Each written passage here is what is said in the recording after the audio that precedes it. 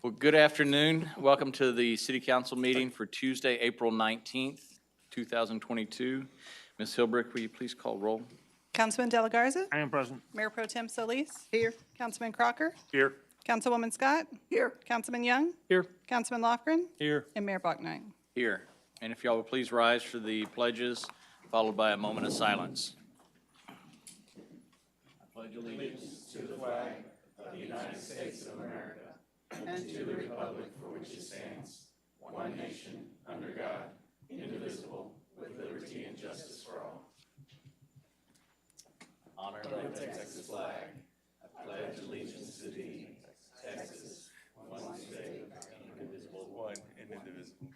One indivisible. Sorry. Where are you going with this? Yeah. Moment of silence now.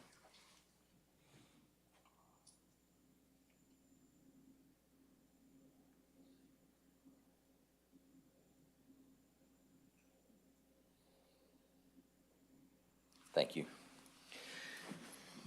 All right, again, welcome. I hope everybody had a pleasant and happy Easter and got to celebrate with family and friends. And glad we're all back to do the city's business tonight. And we're going to start off with announcements and reminders. Good afternoon, Mayor and council members. I want to start off with an announcement that actually isn't posted, but I want to take a minute to officially introduce to you and the public our new Main Street manager. She is not a stranger to the city or organization. And of course, I'm talking about Kate Garcia, who has chosen to come back to the city of Victoria. She realized she missed us a lot and couldn't live without us. And so we're excited that she's chosen this role to come back to. For those that aren't familiar, she spent a short stint in the city manager's office, worked in the private sector, focusing on project management, but had also worked with the city prior to that in our environmental services department. And outside of work has been very involved with nonprofits here locally. And so a combination of her work experience as well as just her personal involvement in the community will lead to great success in her role as Main Street manager. And so we're very excited to have her. And so with that, I want to put her on the spot, but I gave her a heads up. Yes, sort of on the spot, on Yeah. the semi-spot. Jesus, thank you for the introduction, Mayor, members of council. I'm glad to see some familiar faces again, glad to see some new faces. Excited to be back with the city in this role and thrilled to take up the mantle of Main Street manager and continue the great work that Danielle has done so far with this Main Street being under the city. Great. Well, we're excited to have you back and welcome home. Thank you so much. Welcome back.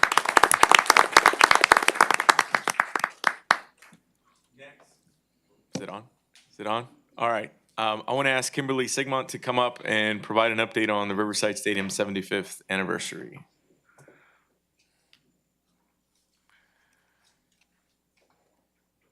Good evening, Mayor. Good evening, Council. Hello. A quick update. I'm going to start with a really brief history. So in May 1947, the Victoria Rosebuds played against the Edna Pipefitters in the first game held at Rosebud Stadium. And then over the next 75 years, the community of Victoria saw the Rosebuds win the Big State League, become a farm team for the Brooklyn Dodgers, then the LA Dodgers, then transform into the stadium for the Toros, an affiliate team of the New York Mets. And the stadium was orange and blue at that time. And then win the Texas League pennant. Then we saw the Cowboys, a Class A baseball team and member of the Gulf States League. Now we know Riverside Stadium as the home of our own Texas collegiate team, the Victoria Generals, UHV, and Victoria East and West High School. So now on to the celebration. So on Friday, February 20th, we'll be having an opening ceremony with May 20th. May 20th? Yes. What did I say? February 20th. February 20th. Oh my goodness, I'm not in February anymore. So I have less time than I thought to plan. So Friday, May 20th, we'll have an opening ceremony with recognition and dedication to the rich history and athletes. And then a home run derby that evening, and we'll have teen divisions, boys and girls, and men's and women adult divisions as well. And then Saturday, May 21st, we'll have Little League and Victoria Girls Softball Association showcases in the afternoon. And then we'll have inflatables, bounce houses, and contests at Low Field, such as Dizzy Bat, First Base Sprint, and Wiffle Ball Home Run. And then we'll have stadium tours throughout the day as well, being able to go onto the field, dugouts, locker rooms, and then we'll have memorabilia that the community is letting us borrow for the weekend to display for everybody. And then for the evening festivities, we'll have a celebrity softball game featuring athletes who played at the leagues of the stadium throughout the years, as well as local celebrities. And then we'll have a concert in the special events area with local bands and food trucks. And we're really excited, and we hope you all come. Do you have any questions? Is the mayor a local celebrity? I think he is. I didn't play on that field. Most of the fields I played on are demolished now. How do you sign up for the home run derby? So we'll have Asking it. for a friend. We'll have it through our software system that we sign up for all of our leagues, and we'll be pushing that out shortly. Okay. Any celebrities that you can announce yet? Not officially. Okay. We're still working on some, and they're ranging all ages, so it's really exciting. I had a meeting yesterday with a couple of people who grew up playing the teen leagues and then semi-pro around here as well, so we're going to have some. You're not going to have Doug Drabick pitching, are you? Not that I know of. Are we working on Councilmember Crocker? I'm sure he played on that field. Oh, I did, but they're looking for people who played well.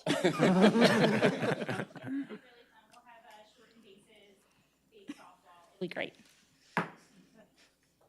Awesome. Working out now, you be ready. Yeah. No chance. No chance I could be ready. Well, thank you. Thank you so much. Thank you. Thank you. Thomas will take up our next announcement. Thank you.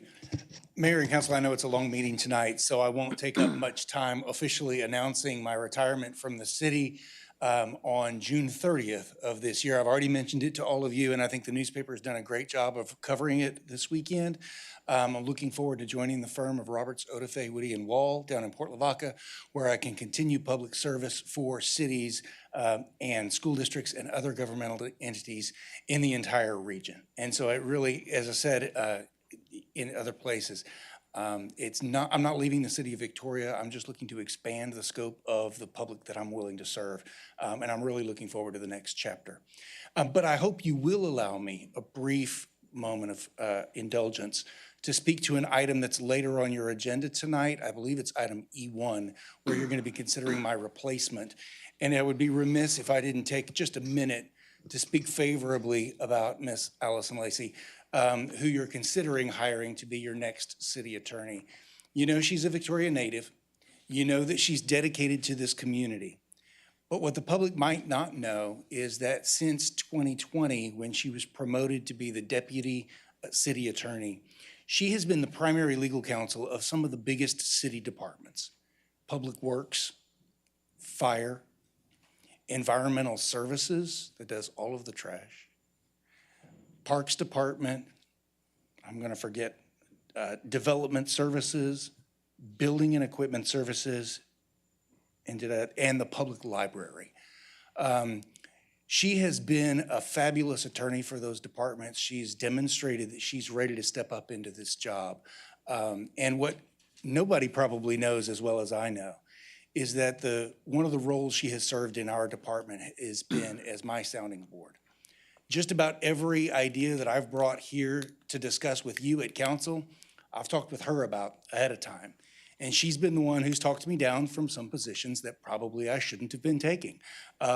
She's been a fabulous resource. She's been serving this community well, and I think she's going to continue to do so. And so I encourage you to vote favorably on item E1. Thank you, Mr. Gushin. Thank you for the time spent with us. We've all learned a lot.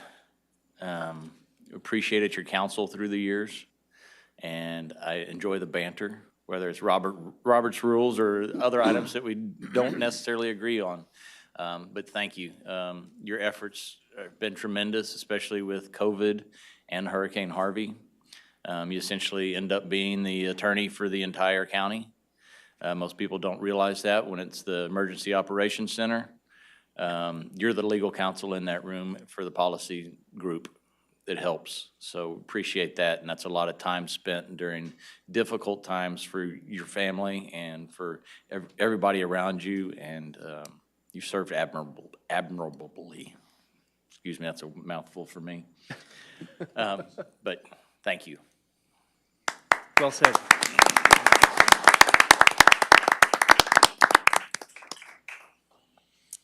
That's it for announcements. We can move on to the recognitions. Well, I'm going to go on and shower some more love on Mr. Goosh. Mr. Goosh has been awarded the Fellowship in the Society for Legal Scholars by the Texas Bar College. This award signifies a decade of commitment to providing the city with the best possible representation through extraordinary educational effort to keep his skills and knowledge at their peak. In the last 2 years alone, he has taught attorneys and city council members at seven conferences around the state, including how to prepare for disaster management, effectively using procedural rules to manage meetings, creating new legislative programs, and responding to state regulations that impact homelessness. The Texas Bar College, the only organization in the United States formed for this purpose, is an honorary society of lawyers chartered by the Supreme Court of Texas in 1981 to recognize and encourage lawyers who maintain and enhance their professional skills and the quality of their service to the public by completing at least double the required hours of continuing legal education every year. The college also sponsors or otherwise assists in educational activities of significant merit and widespread relevance and applicability to the legal profession. So congratulations, Thomas. Well-deserved honor. Thank you. You good?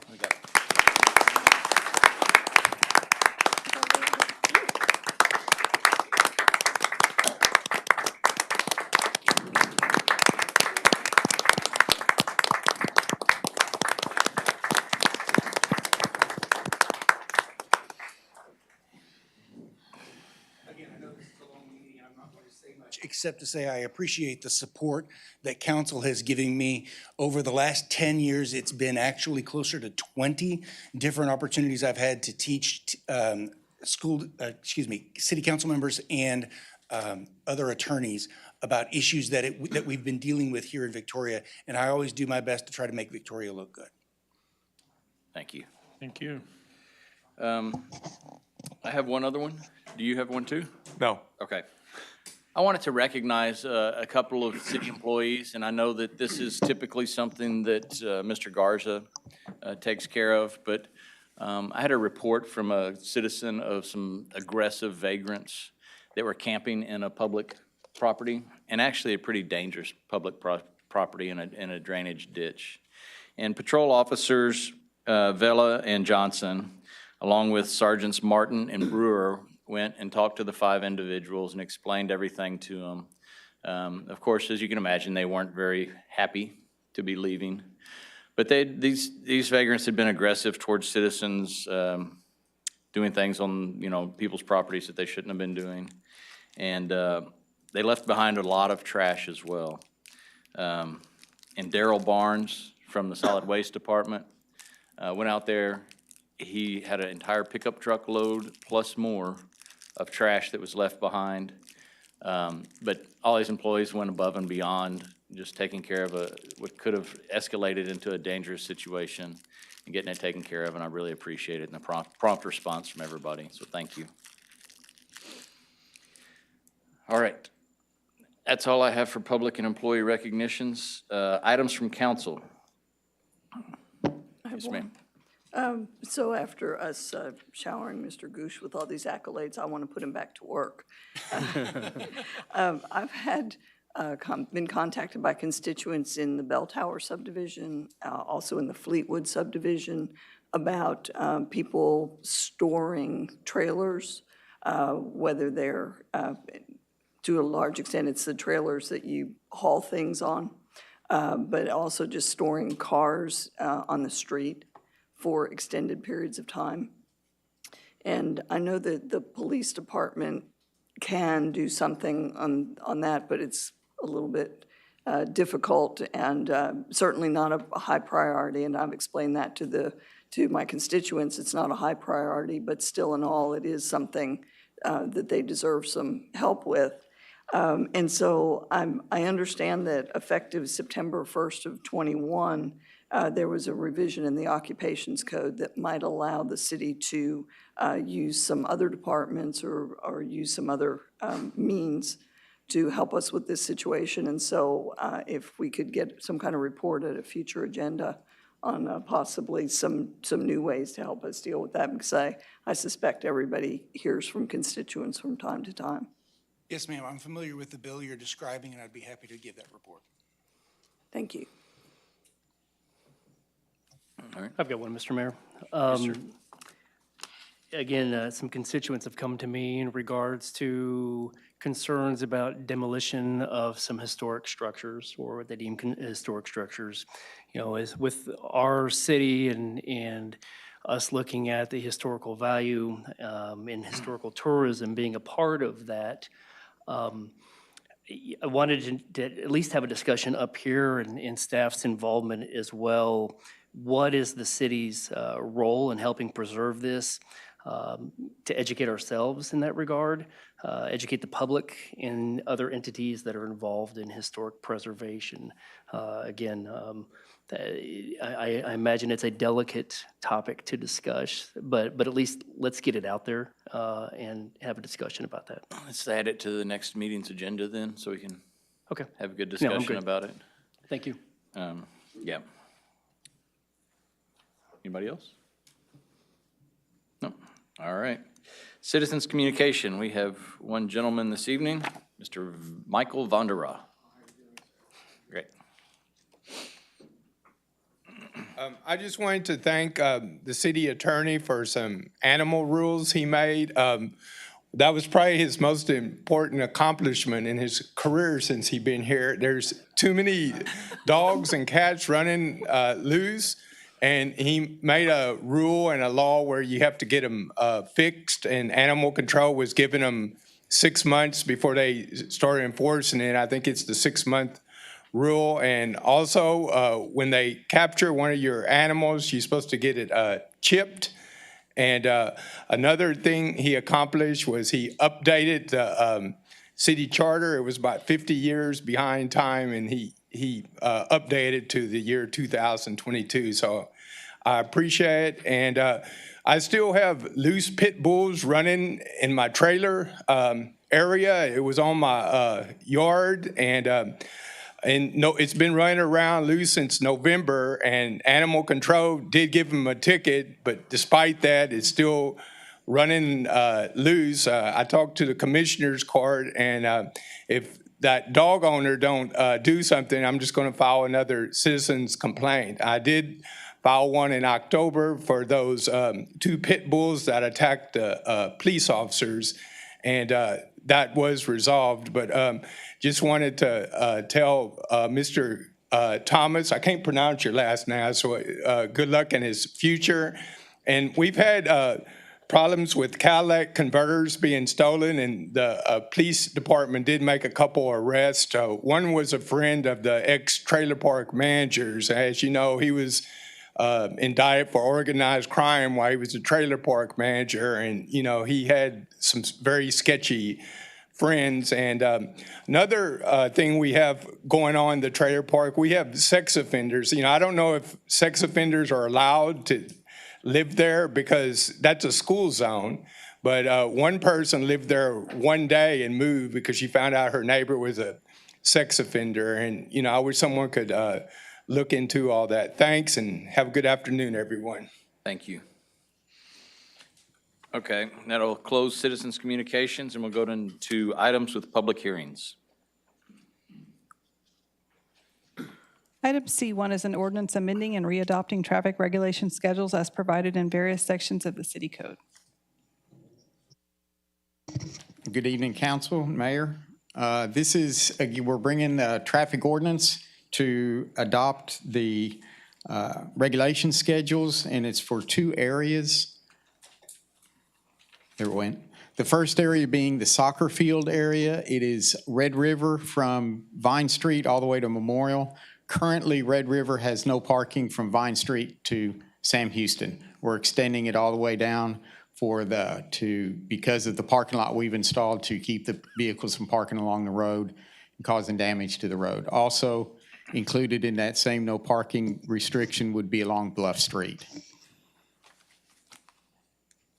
The other change to the traffic regulation schedule is installing permanent school zone signage over there at Liberty Campus.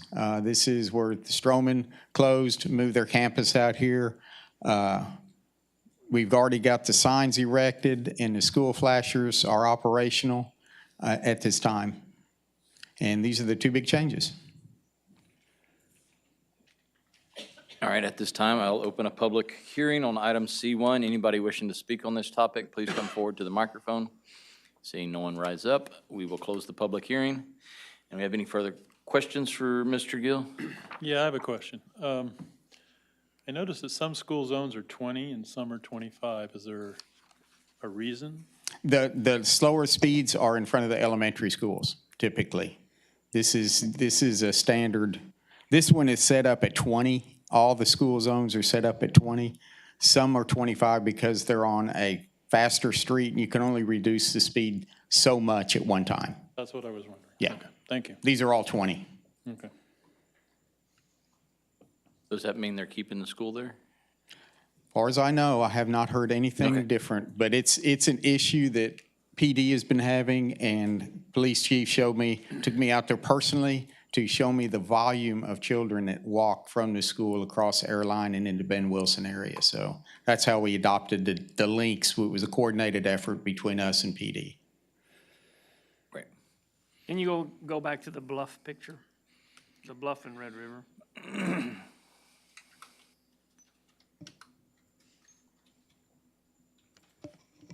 Why also Bluff, not just Red River? We've had some concerns with parking along that same stretch, and we just want to go ahead and keep the cars and vehicles from parking along those edges. We're afraid if they get too far into that corner, they'll get into the ditch, they'll cause us maintenance issues. Well, and it's not just that. One of the things that Ken forgot to mention is, quite frankly, the safety aspect of the kids. If you have a chance to go, on Saturdays when it's busy, it's hard to, see kids running across the street, trying to get to a vehicle or going from a vehicle to a field. And when you have cars parked, on the side of the streets, it's just, kids just start out. So quite frankly, there's a concern for the safety of the kids as well. And so by having this no parking restriction, it also hopefully would prevent anything from happening, and hopefully it changes folks' habits to be safer and pick up and drop off of kids for that to not occur on a street. That is very clear for the Red River Street, but there's a gate on the back part of that, the last soccer field that parallels Bluff. Right. And But that's more of a maintenance gate. But yeah, it's there. Is there adequate parking as it is now? That's a great question. Our belief is that there is, because there's more parking than just the newly paved parking lot. There are parking areas, along the former foundation that still remains. Now, we know that we can make more improvements to the area that surrounds that foundation on the other side, as opposed to just the side that we've done. But we believe that there is enough parking there. Now, we have and are exploring the feasibility of potentially adding another parking lot at the intersection of Bluff and Red River, sort of in that triangular piece that you see there, to create at least another option for parking, on the opposite end.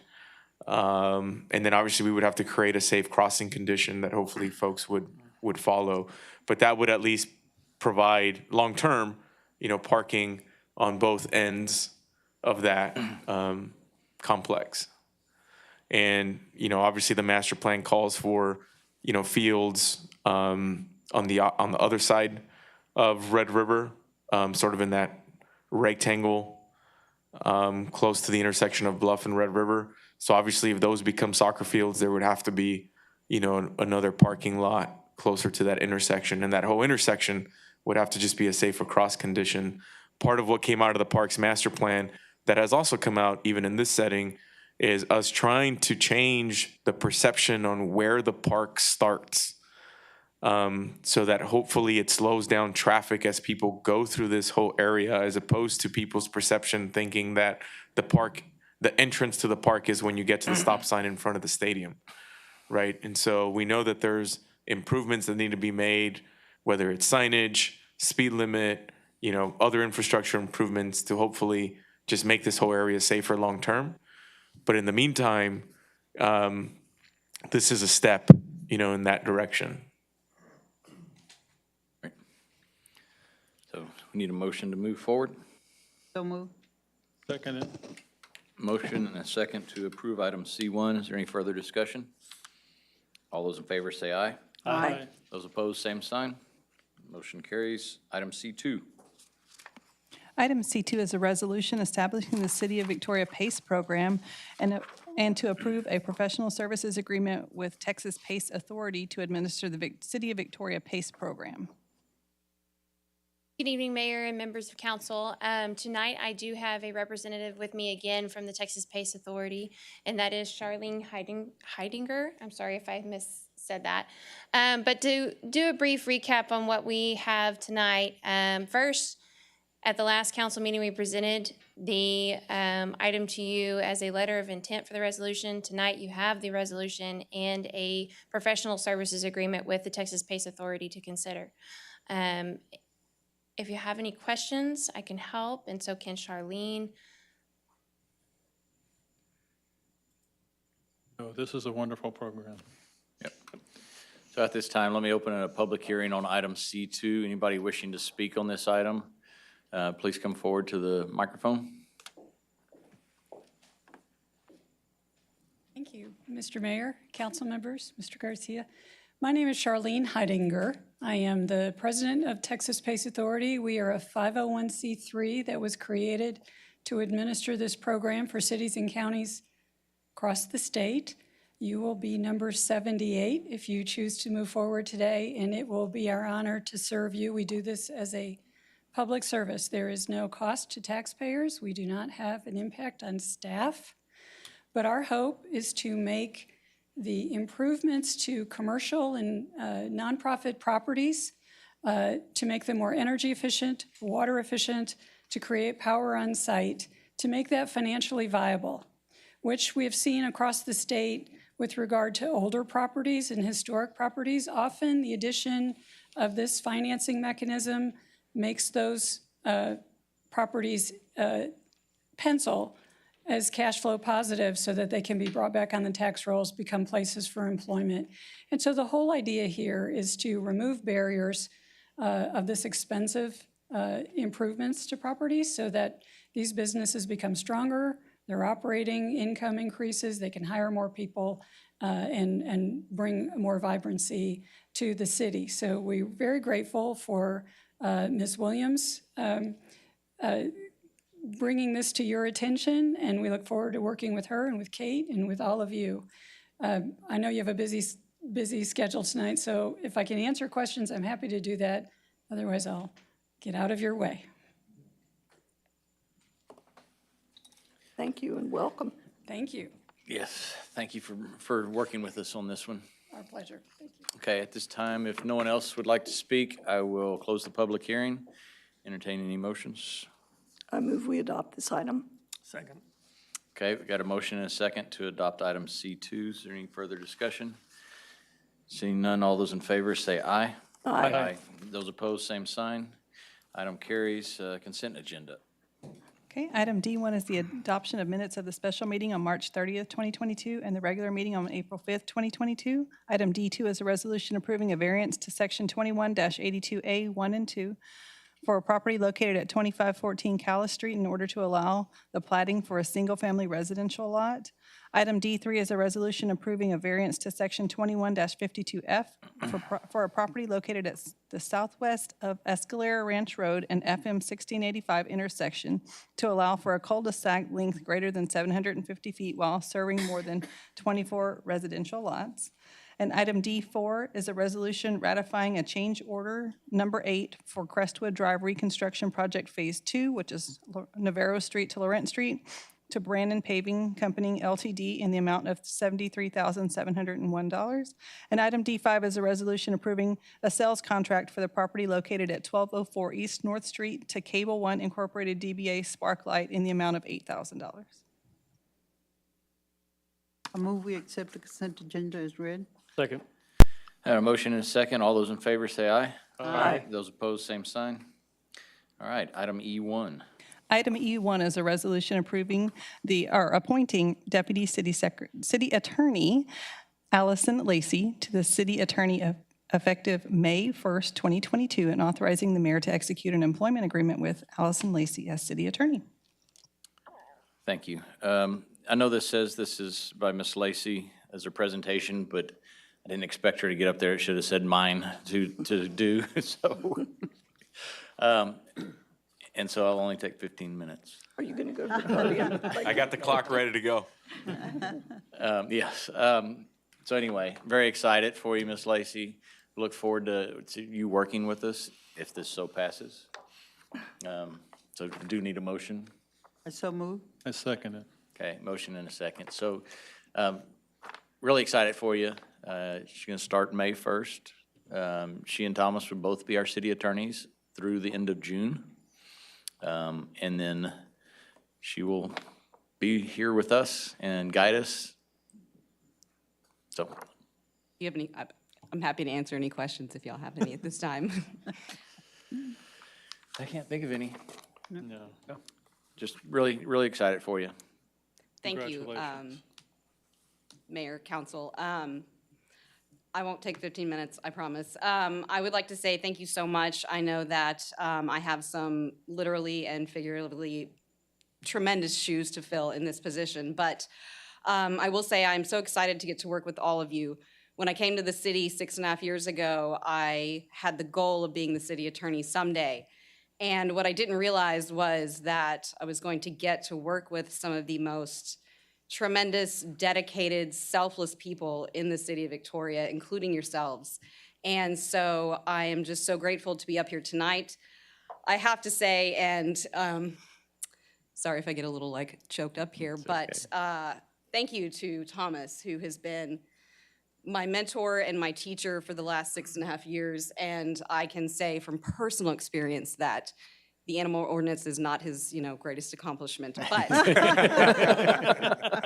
more than that, he has been my great friend and my person that I can, he's my person that I talk to. I think I spend more time with him than I do my actual husband. And so I'm so grateful for everything that he's taught me, and I'm excited to work with all of you. I cannot wait to get started. And so thank you very much for this opportunity. Okay, thank you. Any further discussion? All those in favor say aye. Aye. Those opposed, same sign. Welcome aboard. All right, item E2. Item E2 is a resolution denying AEP Texas Incorporated's application to amend its distribution cost recovery factors.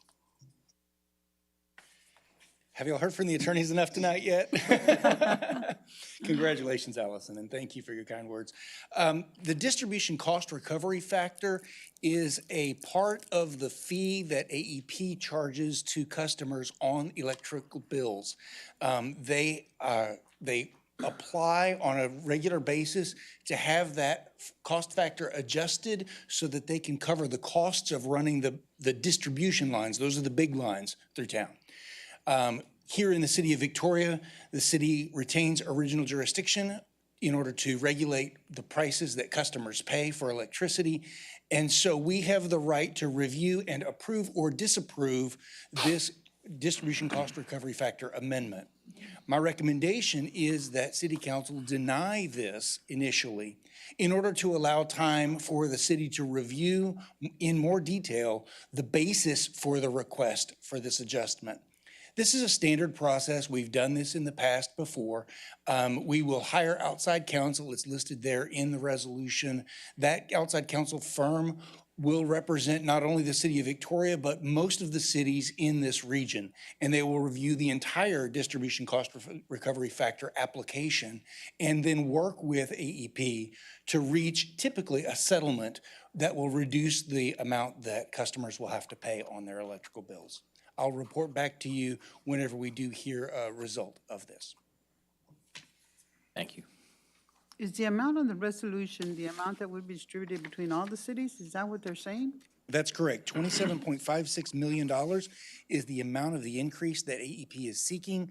That is divided up among all of the electrical consumers, and it's estimated that residential consumers in Victoria would pay an additional $1.28 per month on their bill as a result of this. So is this an all or nothing proposition? I guess my question being, if they're representing a number of cities, could this be appropriate in one municipality or one city, but not appropriate in another? Or is it, if it's across the board, it applies to everyone, same amounts? You're exactly right. Each city within Texas has the opportunity to have original jurisdiction over utility rates within their jurisdiction. Some cities have given that up. All right, we have retained the ability to regulate this.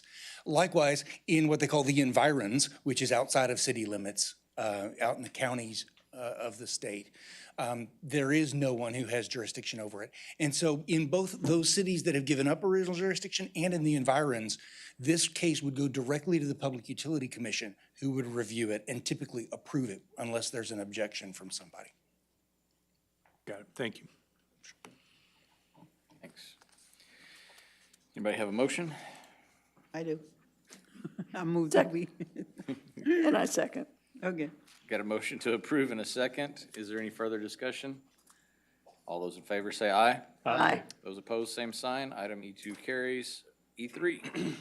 Item E3 is a resolution approving a variance to Section 121-82A1 for a property located at 1705 Avondale Street in order to allow for the submittal and approval of a replat depicting two single-family residential lots below the minimum total lot size. Before you start, Yes, I need to announce that because I am working with the property owner in my legal practice, I am going to abstain on this item. thank you. So I don't have a formal presentation for you tonight, Mayor or Council. This is a variance that would normally be on consent agenda because staff and Planning Commission both recommended approval of it, but because Councilman Scott's need to abstain, we've decided to put it on regular agenda, but I'd be happy to answer any questions. Thank you. Say that again, I couldn't hear you. I'd be happy to answer any questions. No, the part before that, why it wasn't on the consent Oh, agenda. it was on the, we placed it on the regular agenda because of Ms. Scott's need to abstain from this vote. And I promise we will fix lot sizes in our UDO. All right, Very good. Ms. Solis. Oh, I so move. Seconded. All right. No, but I'm looking at that picture with a house in the middle. So are they going to make that two lots? Yes, ma'am. So essentially, the backyard will become a separate lot that will face onto the side street, Halsey. And so any new structure would face Halsey Street, and then the original structure faces Avondale. Okay. All right, got a motion and a second. Any further discussion? All those in favor say aye. Aye. Those opposed, same sign. Motion carries. On to E4. I'm sorry, that was E3, wasn't it? No, it's E4. Yes. Item E4 is a resolution approving a professional services agreement with Freese and Nichols for preliminary design services for DeLeon Plaza Expansion Project Phase 1 in the amount of $170,000. Good evening again. I'm going to introduce our presenter, which is Brian Jansen with Freese and Nichols.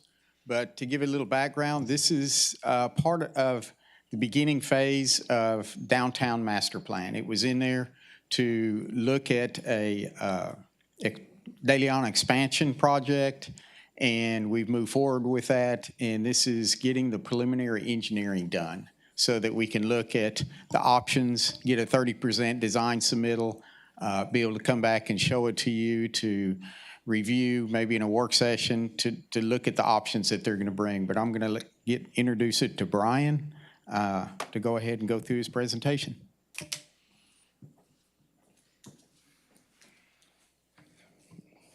Good evening, Mayor, Council. Brian Jansen with Freese and Nichols out of the Houston, Texas office. I'm happy to be here tonight.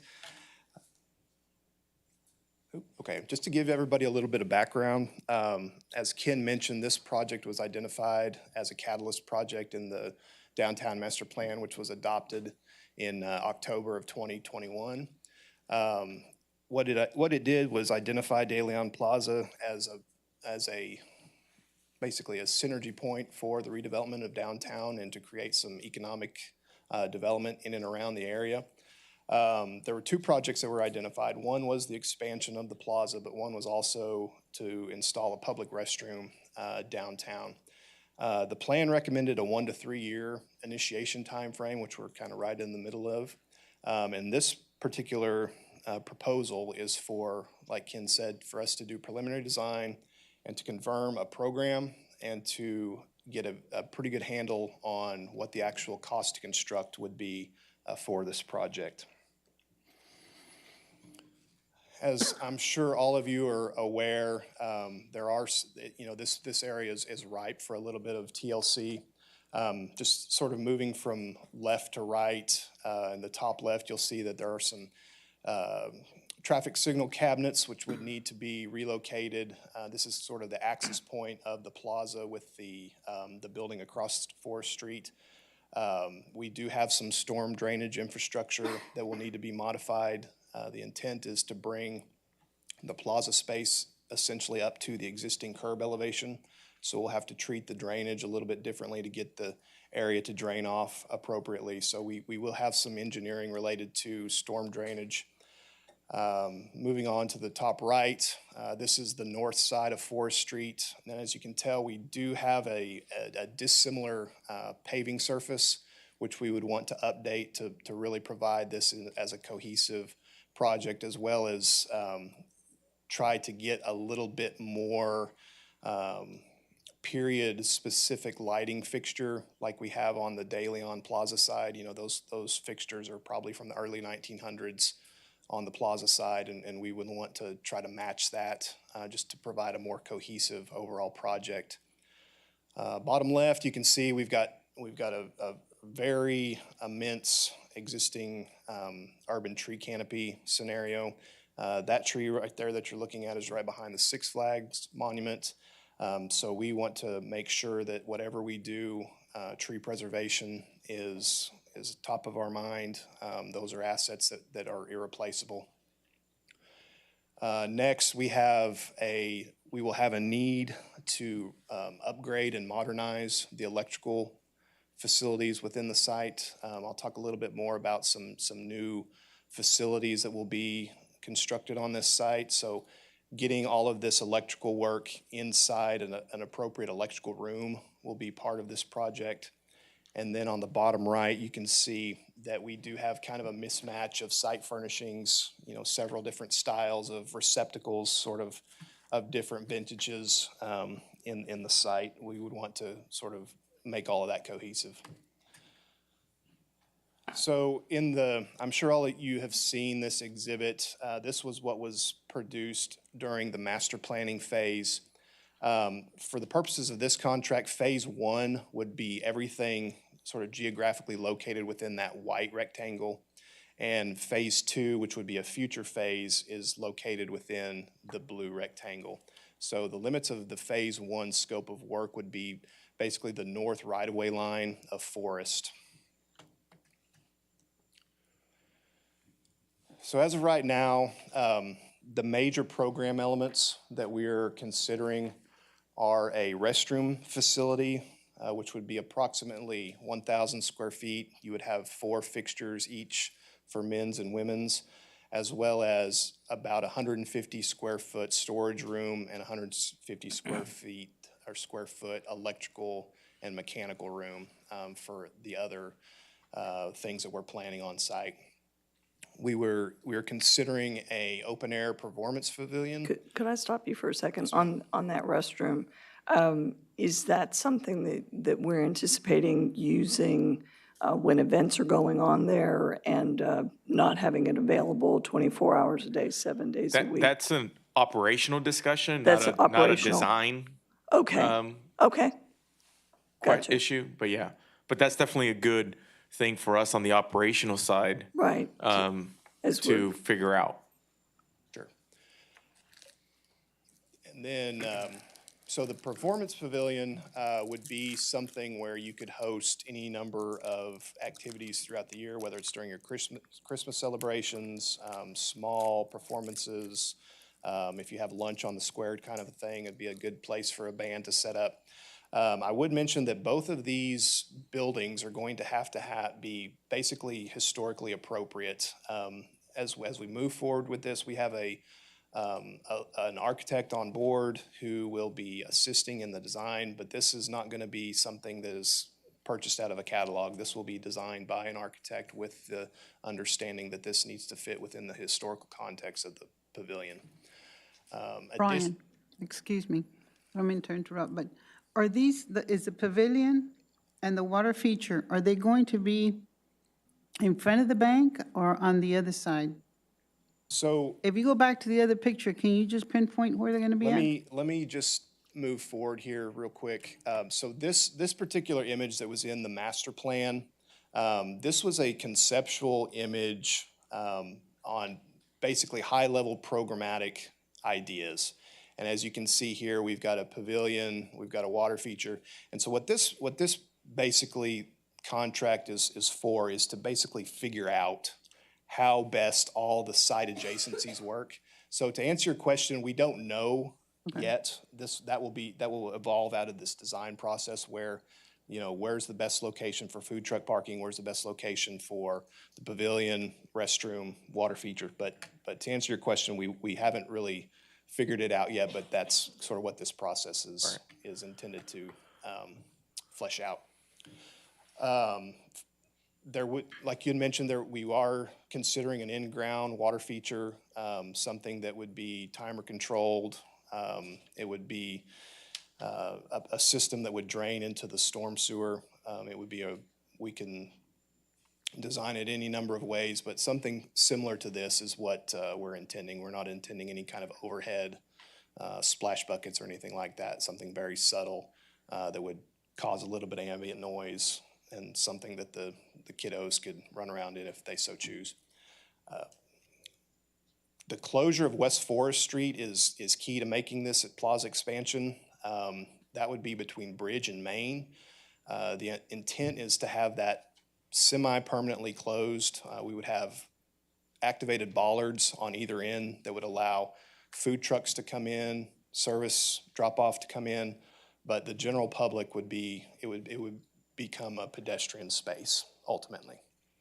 And then, like I had mentioned earlier, we would have some storm sewer modifications and ultimately some audio visual and security upgrades, new cameras, ambient sound throughout the site that could facilitate your holiday events, things like that, and then updated site furnishings, amenities. Could I make a comment about the closure of Forest?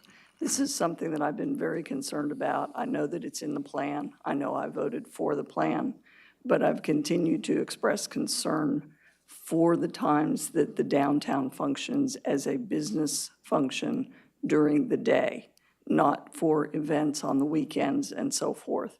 And I'd like us to be very, very intentional about closing that street, not so much for transportation as there are a lot of parking spaces that don't get used all the time, but when they are needed, yesterday was an example, every one of them was full. Yes, ma'am.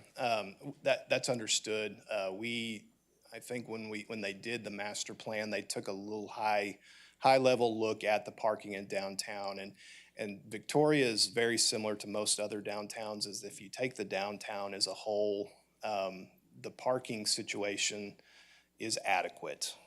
That's not to say you're going to be able to find a spot exactly in front of where you want to go, but the purpose of a project like this is to make that user experience. If you have to park 1 block away and you proceed through a nice dynamic plaza like this, it maybe doesn't make you say, oh gosh, I wish I could have found a spot a little bit closer to where I'm conducting my business. But we're aware that, there's about 42 spaces that would be eliminated out of the count for downtown by conducting this project.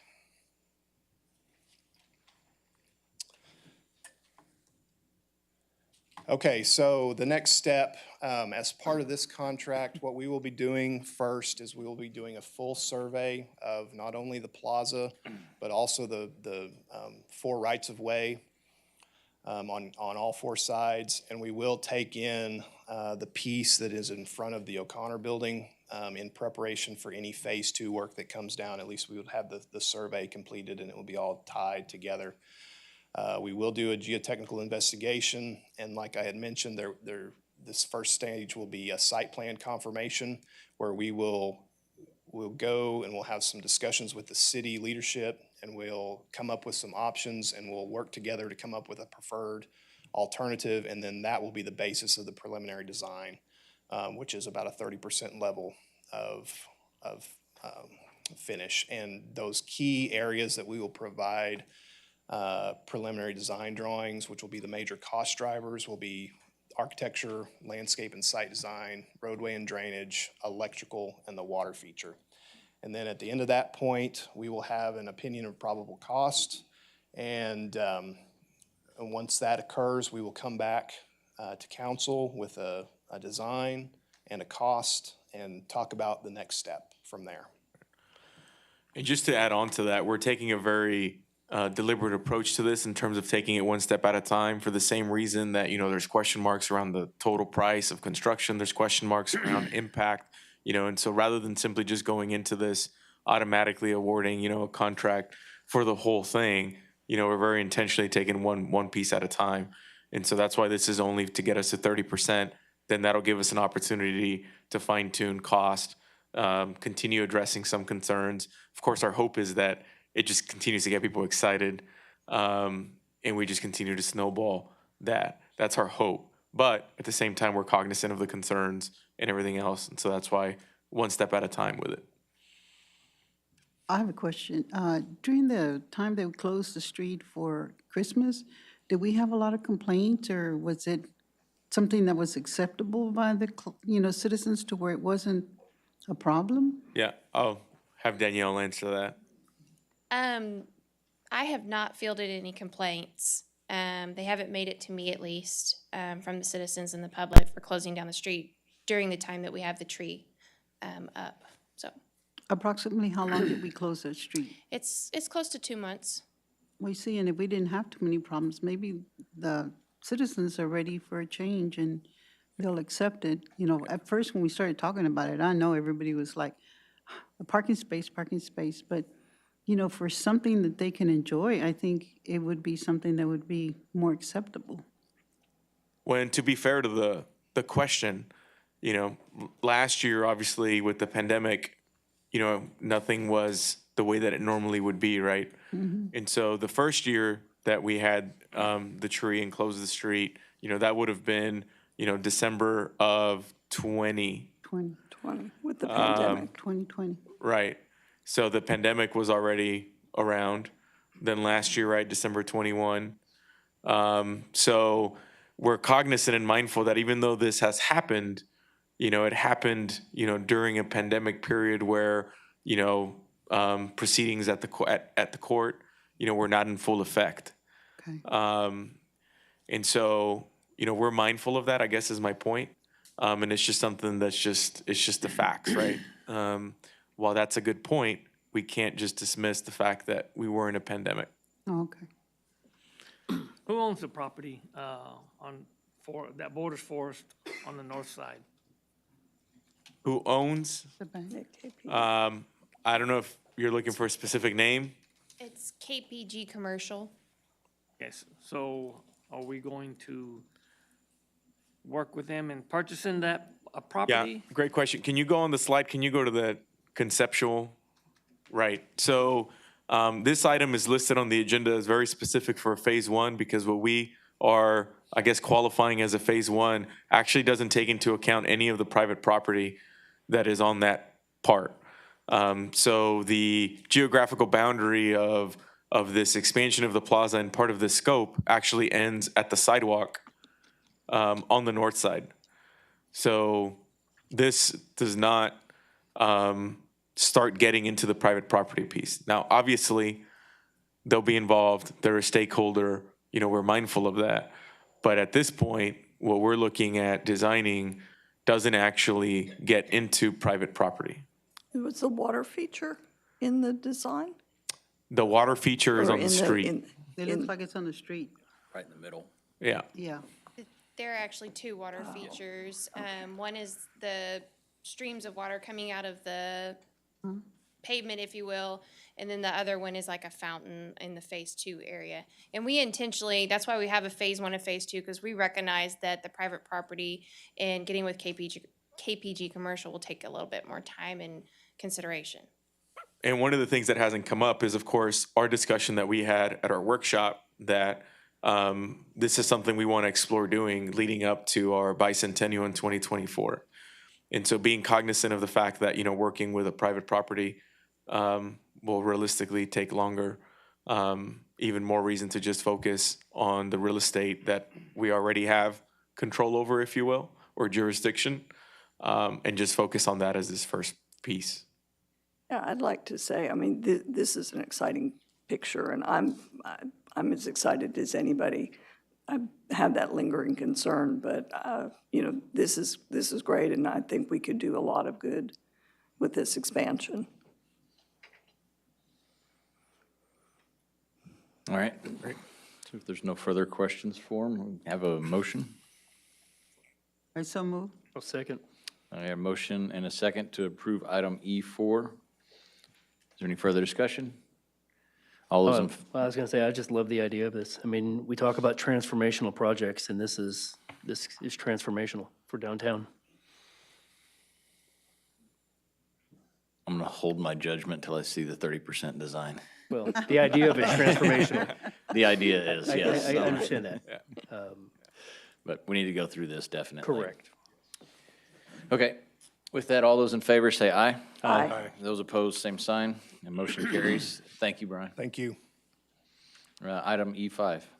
Item E5 is a resolution approving a professional services agreement with Garver LLC for design services for the water and wastewater Scada improvement project in the amount of $741,050. I think this is Engineers and Lawyers Day today. We're here to present the Scada evaluation that we did. That's been completed. The company was Garver, not Industries, but Garver. Hang on, Engineering. Come on, Nah. Ken. Come on. Anyway, they performed the study, they performed the evaluation, they're going to present that. In addition, what we'd like to do is move forward with the engineering of the Scada system for both the water plant and the wastewater plant. They're going to present what their recommendations are for getting that moving. This is a great project to get us past, as we've discussed, into the forefront. Our water plant's 20 years old. The Scada is also 20 years old. And getting that data acquisition to where we can see it, you know, right up front during a emergency or freeze, this is one of the first steps. And I'm going to introduce Greg Swoboda with Garver Engineering and his partner, Brian Chong.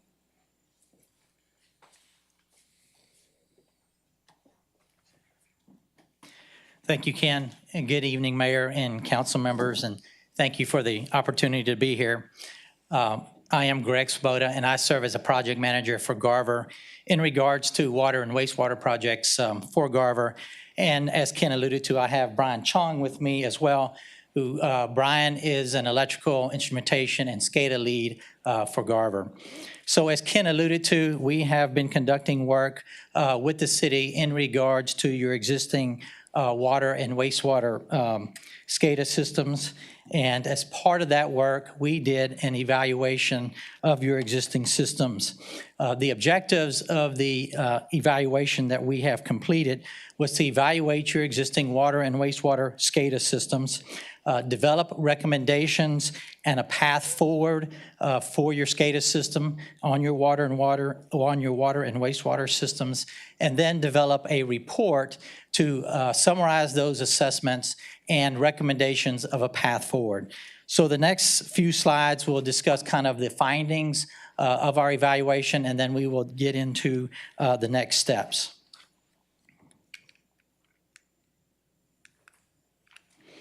So this graphic here basically identifies your existing water system as well as your wastewater system. The graphic on the left is your water system. It includes your towers, your elevated storage tanks, as well as your wells and your primary locations as far as facilities, as well as SCADA, the surface water treatment plant, as well as plant number 3.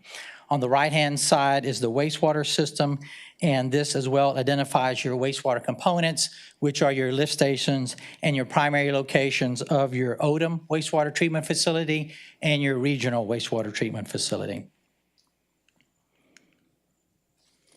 So as part of our assessment in regards to the hardware assessment, and this is addressing PLCs, which is programmable logic controllers, as well as UPS switches, our determination was that some of these were not standardized equipment, they're obsolete, and some hardware is not functioning in your current water and wastewater SCADA systems.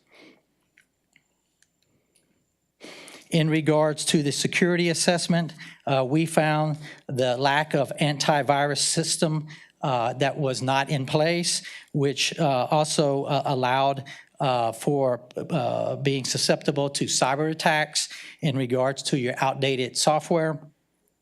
The lack of program access and user restrictions in regards to access to your SCADA system, and then the lack of a historian in order for you to save that data for trending purposes in the future.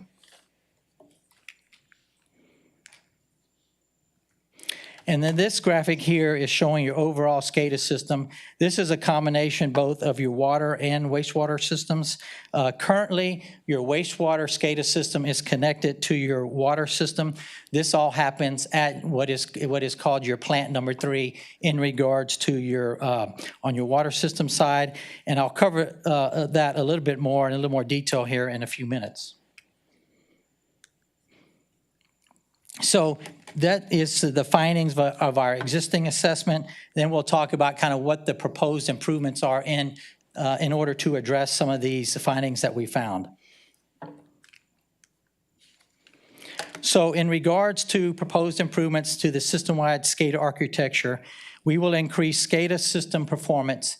That includes new servers as well as new distribution network switches, a new SCADA HMI software, a physical SCADA network separation between that water and that wastewater system that I just alluded to, as well as the ability to connect your plant 3, which is your water on your water side, with the surface water treatment plant on the HMI side, as well as being able to accomplish the same thing on the wastewater side in regards to your Odom wastewater treatment facility and your regional wastewater treatment facility, and connecting those on the HMI. Also, what's included is mobility, and this is to provide view access from mobile devices, including phones, portable PCs, and so forth, to provide viewer access, and that way others can, within who are authorized, are able to view what is going on in your water and your wastewater systems. We are also recommending new network devices. These devices would be located at a couple of your primary SCADA locations. This is at the surface water treatment plant, as well as at the Odom wastewater treatment facility. This includes new rack-mounted server computers that would house your SCADA software. It includes redundant Ethernet switches. It also includes redundant rack-mounted uninterruptible power supplies, which are also known as UPSs. The UPSs are there in the event that you have a lack of power, that you can continue to maintain communication capability through your SCADA system.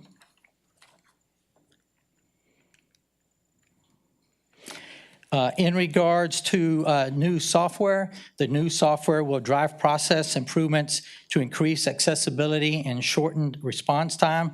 This accessibility, again, allows for authorized users the ability to view at the HMI level from all of your facilities as far as your primary locations, what's happening on the water and the wastewater side, both at the surface water plant, Plant 3, at the Odom Wastewater Treatment Facility and the Regional Wastewater Treatment Facility.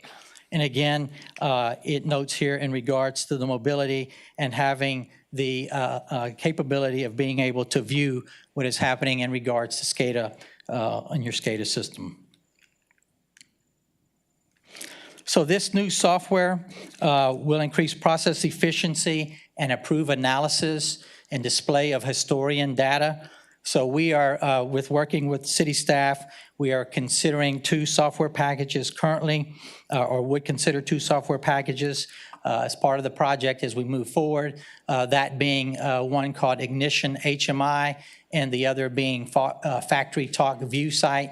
And depending on what is the best fit for the city, that would be the system that we would move forward with in regards to the software package for the new SCADA system. We would also incorporate a historian. That is, again, is to capture that data that is going on in your water and wastewater system, allows you to see back what is happening, what has happened in the past, and potentially allow you to project what may be happening in the future as far as for operations of your systems. Can I interrupt for a minute? Yes. How far back is the data going to be?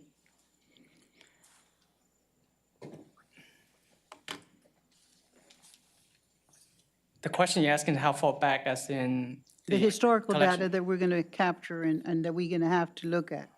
So right now, the data we're going to put in at least 10 to 12 years, 10 to 15 years. But Okay. we can always upgrade, adding more as we need to. Okay, as long as we have a hurricane and a freeze in there. Understand? Okay. Yeah. Thank you. That is selectable as far as what is desired by the city, so. Yes, sir.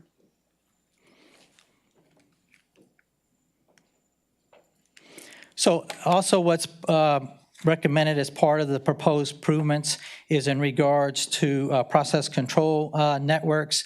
This includes PLC upgrades or replacement of your OITs. ORTs are operator interface terminals.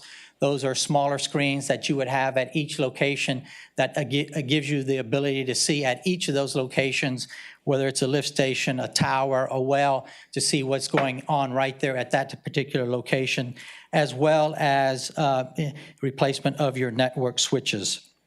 I'm sorry, can you back up one slide? I just wanted to clarify exactly what Ms. Solis was asking.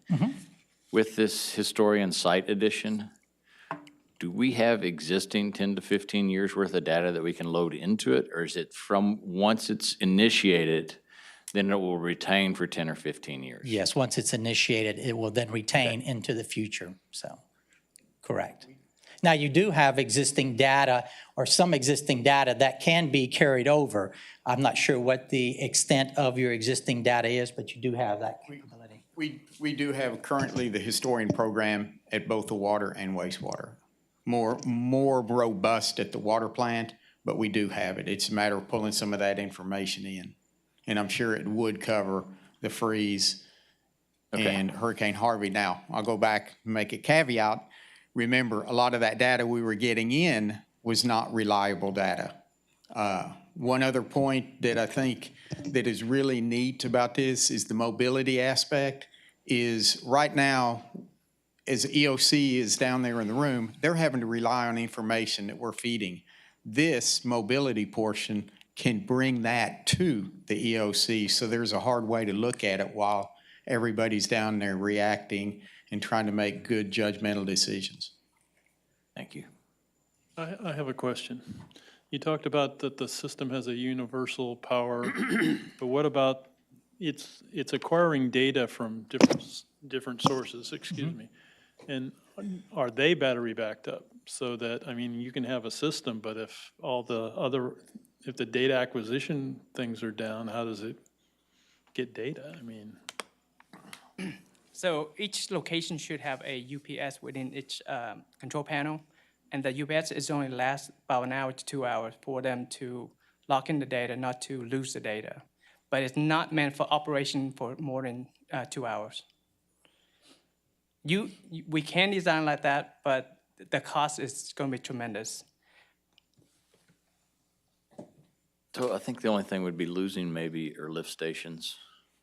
Because Right. everything else, we've got generators on, the major components. and if all your lift stations are down, But our lift stations don't have generator power already. No. We have to go out there and manually hook up power to them. We- And then you could be communicating with we it. do, but if some of them had backups, you could know if you needed to send out a generator to actually get that lift station going. The only reason I'm asking is because, okay, if all the power is down, it doesn't matter if the SCADA system's down, there's no data to collect anyway. It's not just data, though, that it's collecting. It's also operationally used to operate the facilities.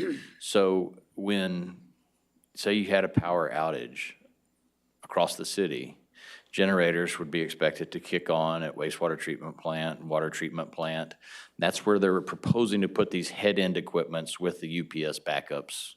Okay. So then you would know, because your SCADA is still up, that lift station 7 is not responding, and someone needs to go out there. It doesn't matter if that PLC had a power backup, you still wouldn't have power to run the lift station. Right, because we don't have generators. Right. Yeah.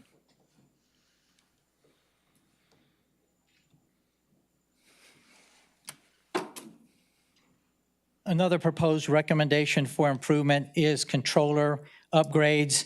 These are associated with your wells and your elevated storage tanks. The ESTs there are noted on this graphic here. This would take place at those facilities, as well as it would take place at a number of your lift stations as well, but not all of your lift stations in regards to the replacement of the controller upgrades. The next couple of slides here are in regards to the HMI graphics. This is what is seen by your city staff, your operations staff, in regards to what is going on at the facilities. We have recommended to standardize your HMI graphics. This will increase efficiency and maintainability so that it's standardized across your system. So when you standardize, it will provide more contextual type of information for your operations staff and greater situational awareness, as it will be common among your SCADA systems. And then the last one here as well. So these are just some quick graphics of what we are proposing in regards to standardization of your HMI graphics. And then finally, in regards to the proposed improvements, this here is the recommended water SCADA communication map. And so what you have here in front of you, the blue arrows are the fiber that you currently have in place. The yellow is signifying the new antennas that would be provided at each of your locations here in regards to your water system. So you see that as it applies to your wells and your towers. Now, what this does allow is that you see there between the surface water treatment plant and plant 3, you see a fiber connection there. But there's also other routes that then allows you to have communication in the event that you have a break in a fiber or you have an issue with a radio communication. In this case, for instance, via radio, you could communicate from plant 3 up to tower 3 and then back down to the surface water treatment plant, or you could communicate via fiber, or you could go via tower 1. So it's providing you with a backup and redundant system for that communication in regards to your, in this particular case, your water system. Is there a need to have more fiber attachments for connections? And as we build out the middle mile within our city, does it give us then the opportunity to add those fiber connections where it's only radio now? Yes. Yes. Okay, Short so answer, but- yes. Okay.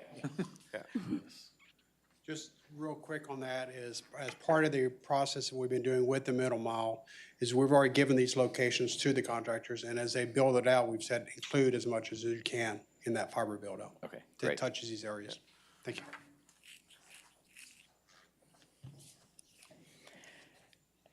And then you also have a similar setup on your wastewater SCADA system here. So this is a communication map for your wastewater system.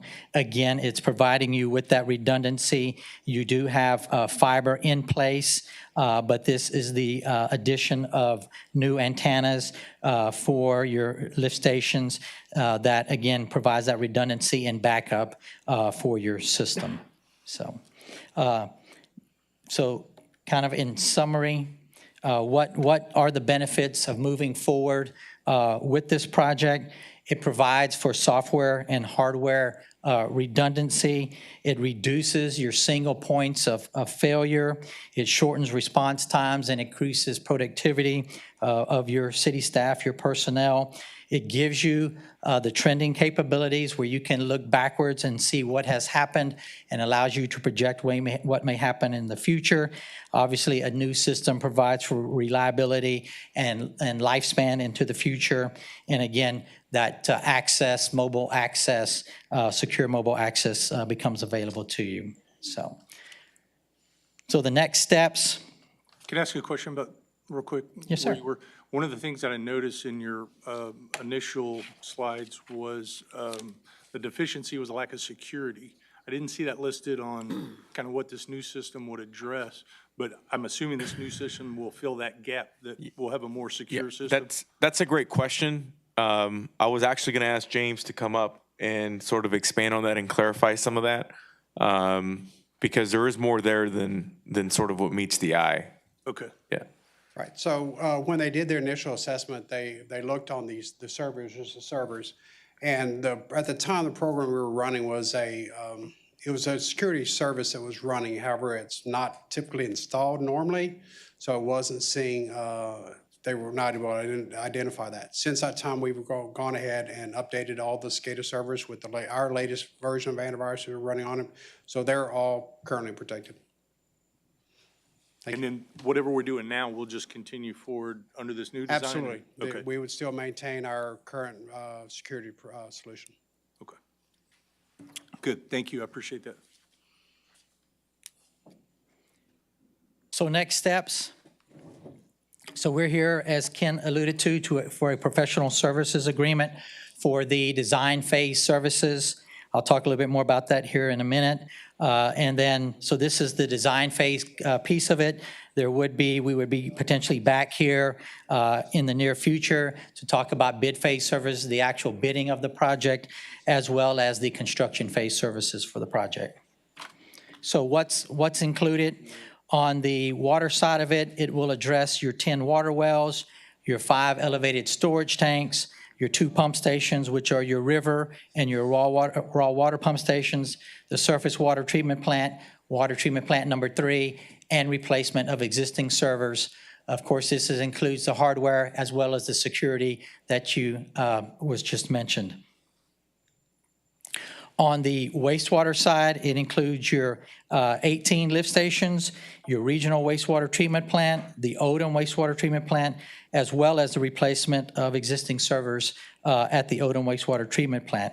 This also includes the update or the new SCADA platform with the new licensed radio system, as I mentioned, in regards to the new antennas that we will be putting into place as far as the recommended improvements. So the schedule for the design phase, we're showing here a start date of June. We will move forward as soon as approval is provided to us. This process will take about 9 months to completely get through design phase. That is starting with the 30% design, working through 60, and then 90% design, and then providing bid-ready documents to the city for bidding of the project. The estimated construction for the two packages, so we are considering, I guess, moving forward with two packages for the project, one being the water SCADA system component of it, and then the second being the wastewater component. It is anticipated that to implement the water SCADA system will take approximately 9 months from a construction standpoint, so that's after the project has bid. 9 months for construction purpose, that is obtaining material and then installing the material and equipment. Once the water system is complete, then we would move forward with the implementation of the wastewater system. If we move forward in this approach with the water system moving forward first, the wastewater system will have to remain in place as it is for a while because of the way they currently are connected in your SCADA system setup. So it would be somewhat less expensive if you move forward with both the water and the wastewater SCADA system concurrently at the same time. But again, as we're showing here, we're showing it as two separate packages. So in summary, the professional services fee is broken down here by the task associated with the project. There are 3 tasks. Task 3 includes 3 subtasks, which are the progression of the project from the 30 to 60, the 90, and then the bid-ready documents to be provided to the city for bidding purposes. As part of the project, we also have sub-consultant services associated with the project. One is for geotechnical purposes for the installation of the antennas at the sites around the city. And then the second item is for a physical radial path study, which will tell us the information we need in order to properly design the antennas for appropriate communication between your sites. And with that, the other thing to add is that as we progress through each of these design phases, they will include updates in regards to the cost estimates, the OPCC for the construction phase of the project. So we will be providing that information to the city, as well as a schedule update in regards to, as we probably all understand, we are in very interesting times in regards to delivery of equipment and materials. So we will be updating that schedule in regards to as we go through design and are coordinating with manufacturers of the various items associated with the project. And with that, I'll take any other questions. Mayor, I'll only briefly add as a reminder that this was one of those efforts that came out of our conversation for ARPA funds.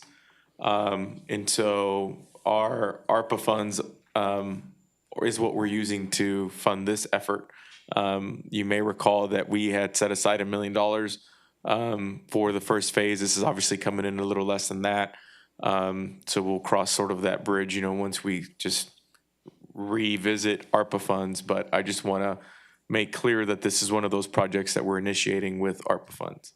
Thank you. All right, any further questions for Garver Engineering?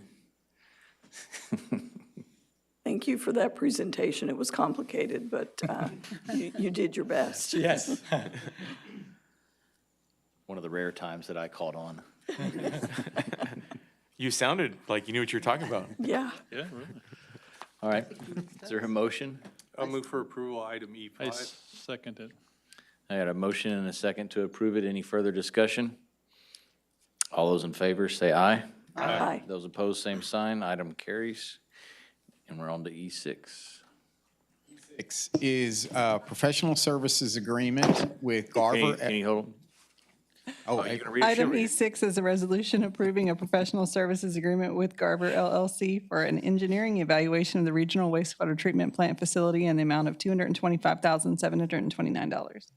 Hey, give him a couple presentations and he's just ready to take over. I'm ready to go. This is exciting. This really is, as the public goes, this is an exciting time. We've got a lot of these evaluations, studies that we're presenting tonight, and it's going to be a roadmap for the Public Works Division, the Utilities Division, that's going to show us where we need to move some of these, our capital projects in the future. This one is for the regional wastewater plant. We had planned, of course, to do some improvements out there earlier on, some bar screens, some clarifiers. We kind of pulled back a little bit and said, you know what, let's look at the whole plant. Let's look at not only the items, the process out there, and energy savings, let's roll it all into one. Garver Engineering has done a lot of work with the city. Currently, this will tie into the Scada system. It's a great marry to that system. They're familiar with RJN, this will tie to that, the I&I, which will be the next presentation. But I'm going to let Greg move forward with this one. A lot of engineering today. Yeah. That's great. Yeah. That means we're progressing because we're working. That's right. Thank you again for the opportunity to be here and talk about your regional wastewater treatment facility. So I think as Ken alluded to earlier, it has been a number of years since the city has done an evaluation there at your regional wastewater treatment facility. And so this, what we are here tonight to discuss is that evaluation and creating a path forward for the city in regards to this facility. So this here is an aerial of the site, and on here it calls out what are some of those existing facilities and how your wastewater is treated here in the city. And on the right-hand side, what you have here is what is called the headworks and the influent lift station. And so this is where the wastewater actually comes into your treatment facility. And at this point, what is called the headworks, the big particles are removed from the wastewater process. After this location, it then moves into what is called here on this graphic, the aeration basins. This is some of the heart and soul of where your treatment process takes place. This is where the biological treatment actually happens in a wastewater treatment facility. From there, it flows to your clarifiers. In your clarifiers, you are settling out some of the smaller particles that are still remaining in the wastewater treatment plant process. And from there, it flows to your disinfection process. The city currently utilizes chlorine for disinfection purposes. That's a TCEQ requirement that you disinfect. And then you use sulfur dioxide for dechlorination as, again, another requirement by TCEQ as far as the water, basically, that is then leaving your wastewater treatment facility and then flowing or being discharged from the plant. What you also see here on the far left-hand side, or the left-hand side, I'll say, you see an aerated sludge holding tank as well as dewatering. This is the location where the solids that are settled out of your process are flow to or are pumped to, and then these solids are dewatered and then taken off-site for proper disposal. So just kind of a quick overview of the processes that we'll be looking at in regards to this evaluation. What is the main objective of the evaluation? It's to identify cost-effective strategies for enhancing performance and efficiency at the treatment facility. So we will address this aging infrastructure that we have alluded to. We will evaluate the future flows at your facility. That's one of the first things that we will be doing is what do your current flows look like and what does that project into the future? Some of those key process areas here are those aeration basins that contain mechanical aerators. There are potentially some more efficient ways to incorporate aeration into your wastewater system. We will be evaluating that, looking at your clarifiers and their operation and their current system that is there, looking at your dewatering system in regards to dewatering of those solids that I noted, as well as you're looking at access during flood events. So from this entire evaluation of looking at your treatment facility, we will develop this prioritized list of CIP projects, which will allow you, the city, to move forward either as a single project or over time implementing these improvements as what is deemed best in the city's interest. So what are these next steps? The scope basically has 6 key tasks. We will produce 2 TMs, and I already noted the CIP project sheets. The first three tasks, which are task 1, 2, and 3, will be evaluating basically your existing system. That is looking at existing flows and loads at the treatment facility, evaluating the condition of your existing system. So Brian Chong is here, as I introduced him, as an electrical lead, but we will also have structural people on site doing site assessments in regards to what is the condition of your structures, as well as process mechanical leads on site looking at your existing equipment and making assessments of that existing equipment. In addition to that, we will also review in regards to your treatment facility and how that relates to current regulations as well as potential future regulations.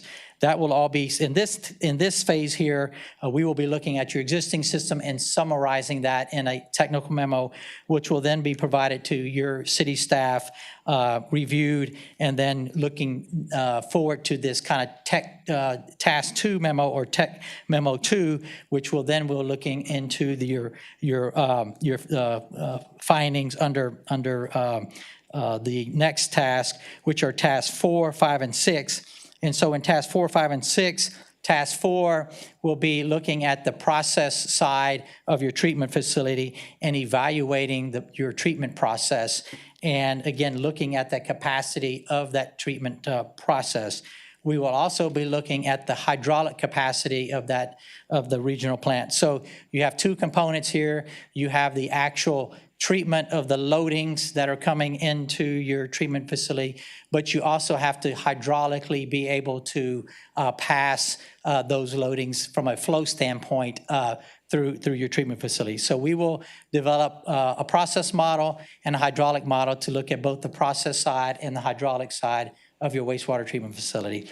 And then in addition to that, we will evaluate the electrical and controls of your existing system, and as Ken alluded to, how those controls fit into the Scada work that we are also proposed or has been approved to move forward with. Once that is completed, that Tech Memo 2, again, that will be submitted to city staff for review, and based on their findings, we will then move forward into Task 7, which are the CIP planning documents and providing the city the ability to move forward with future projects there at the wastewater plant. So for this professional services agreement, this study phase will take approximately 6 to 8 months to complete. And we will provide a more detailed schedule once we get under contract to your city staff. Again, those major components that we're talking about at your treatment facility are the septic receiving headworks, your biological process basins, which are those aeration basins that was on that initial graphic, your clarifiers, the chlorination that I noted, as well as your aerated sludge holding tanks and your dewatering system. This project, the fee of the $225,000 are made up of 8 tasks. This is a breakdown of those tasks. It also includes a task 8, which are meetings with your city staff, as well as coming back to you in regards to a council presentation in regards to what our findings are for how to move forward with the regional wastewater treatment plant. And so with that, I'll take any questions that you may have. I'll simply add that we had in the budget some funds to modernize a operations manual at the regional wastewater treatment plant, which that item for other facilities will come at the next meeting. But my point is, when we were looking at that, we thought, well, maybe we ought to look at, all of the upgrades that need to be made at the plant before we expend funds on creating a modernized operations manual for it, if it's going to become obsolete, in a few years. And so we're in essence taking the money that we had in the budget for the development of modernized operations manuals and applying it towards this exercise as a priority item. Right. Makes sense. All right. Motion We adopt, what's E6 or E7? E6. E6. Okay. Second. Okay, motion and a second. Is there any further discussion? All those in favor say aye. Aye. Those opposed, same sign. E6 carries. And Mr. Gill. Thank y'all. Thank you. Thank you. Item E7 is a resolution approving a professional services agreement with RJN Group Incorporated for an inflow and infiltration, or I&I, study of the sanitary sewer collection system, the amount of $1,254,945. Okay, another exciting one. This one, if you'll remember, kind of got all started last year when we had those rains in March and July.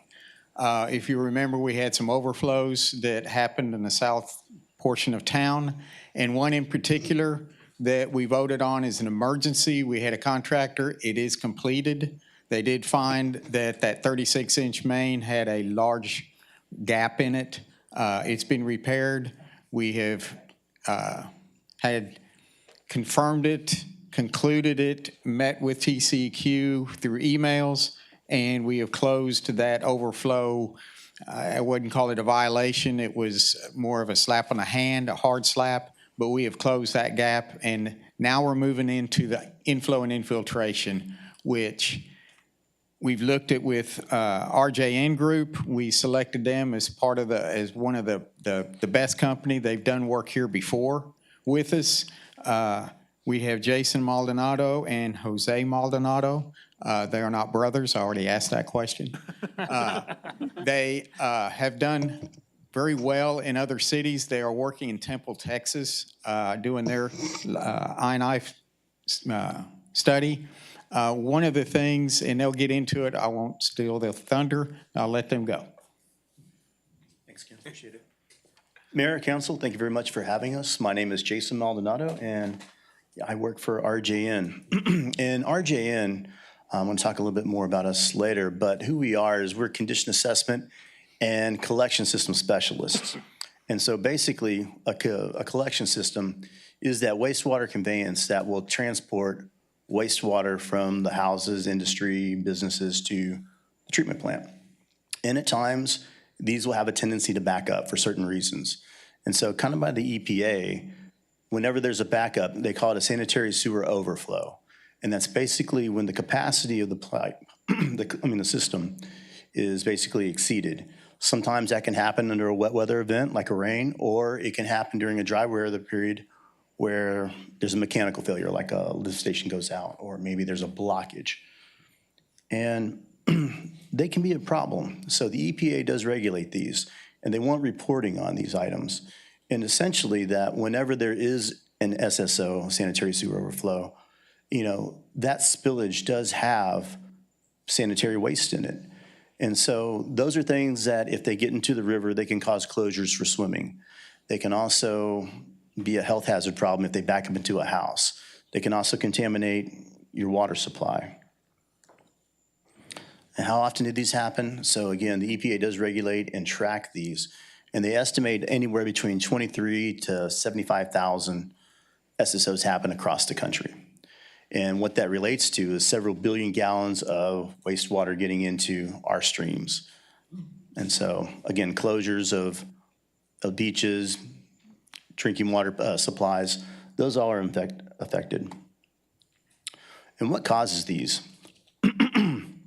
So I'm going to talk a little bit about I&I on the next slide, but things like undersized pipes, maybe there was more growth than was expected on a faster scale.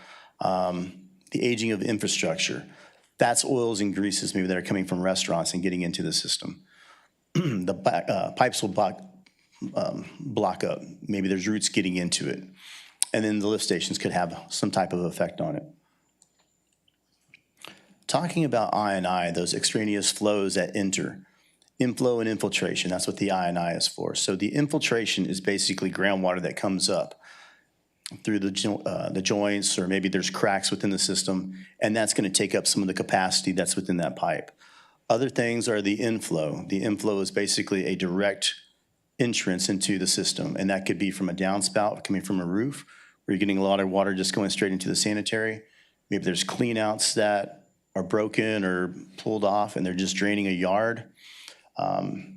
Several ways that can happen, even manholes. The pick holes can be affected, or maybe there's frame problems. And again, a little bit about RJN. So we've been around for quite a while, and this is really what we focus on. This is the only thing, essentially, what we like to focus on. our culture is really within that inspection mentality, finding the low-hanging fruit for you to be able to make impacts to your system immediately. We're a niche. We really won't, you're not going to see us doing like a wastewater plant design or anything. This is, again, what we like to focus on. We have offices in Houston and also in San Antonio. We're looking for some property over here. And we have had a history with you before in the past. I think we've done some projects in 2008, 2011. And we are doing some work with some other communities, like you mentioned, the agreed order with City of Temple, I think Richardson, Texas. Consent decrees, those are a little bit bigger, and with the EPA. We're doing things for the San Antonio Water Authority, water system, and then also the City of Houston. And so what I'm gonna do is right now, I'm gonna pass this on to Jose. Again, we're not brothers. I think there is a. Cousins? No cousins. No, there is a survey though. It was an unsolicited survey on who was cuter. And right now Jose's winning, and I renounced those because I think the only two people who were voting in that was my daughter and her friend. So I don't think there's any validity to that. But anyway, he's gonna be the PM on this project. He's gonna talk about the different methods that we're gonna be doing, and this is a phased approach. So we're looking at a start, and then we're gonna have some methodologies that are gonna go on in a phased approach. All right, thanks, Jason, and good evening, council. Like you mentioned, this is going to be a phased approach. Obviously, the City of Victoria is very large, 1.8 million feet of pipe that you're looking as far as your collection system is very, very large. So the approach that we want to take is really how do we focus in on where we need to target our funds and work our CIP, where can we make the biggest impact with spending the least amount of money. So I'm going to be going through this system here, starting with the flow monitoring, also hydraulic model, and also talking a little bit about our sanitary sewer evaluation studies, which that is really once we get down to an area, how do we take that approach? As far as this project, we will be delivering an I&I analysis report, which will be completed once the flow monitoring is done. Obviously, you're going to get a report for your model and also an operable model that you can use. And also, once we get to that focused location, you're going to have a source defect analysis, which is going to tell you what how much I&I you're expected to reduce based on doing those improvements. This project, it's longer, like we said, it's phased. Like you'll see, we have some overlapping tasks that we'll be doing, but it'll be closer to that 18-month period. A lot of the work that we do is very much affected by weather. Actually, I won't get too ahead of myself, but as far as on the flow monitoring, this is what we're going to, obviously this is not the City of Victoria that you see here, but what we're going to be doing is dicing up your city into, right now we're looking at 31 basins. And again, a lot of this comes to play in budget, what we can do. We can get it as small as you want, but obviously everything costs money. So we're looking to do about 31 basins, which averages about 60,000 feet per basin. Some are gonna be slightly bigger, some a little bit smaller, but that gives you a pretty good idea of where you can focus in. Obviously, 60,000 feet versus 1.8 million, it's a big difference. So what we're trying to get here is, of these 31 basins, which are the ones that are the highest priority? Which are the ones that are giving you the most I&I? And then we can go in and do more analysis and then actually do construction work. So this is what this is going to do. What we're trying to do is, when we do this, we work together with the city, is what are basins that make sense. Obviously, it's not as easy as drawing lines on a map and this is how it is. Obviously, the system has connectivity. I've had some preview of the GIS, and there's some interesting connections how the system's set up. It just grows over time. So some calls were made at a certain time that may not make sense now. They made sense back then, but those are the things that we'll be looking at when we delineate our system. That model is, the flow monitoring is going to feed our hydraulic model. This is similar, Greg touched on it earlier, that it's really important to get an idea of what flows are actually coming into the system. This is going to be important both for the plant, but also for our collection system. Obviously, we're focusing outside the fence, but everything ends up going to the plant.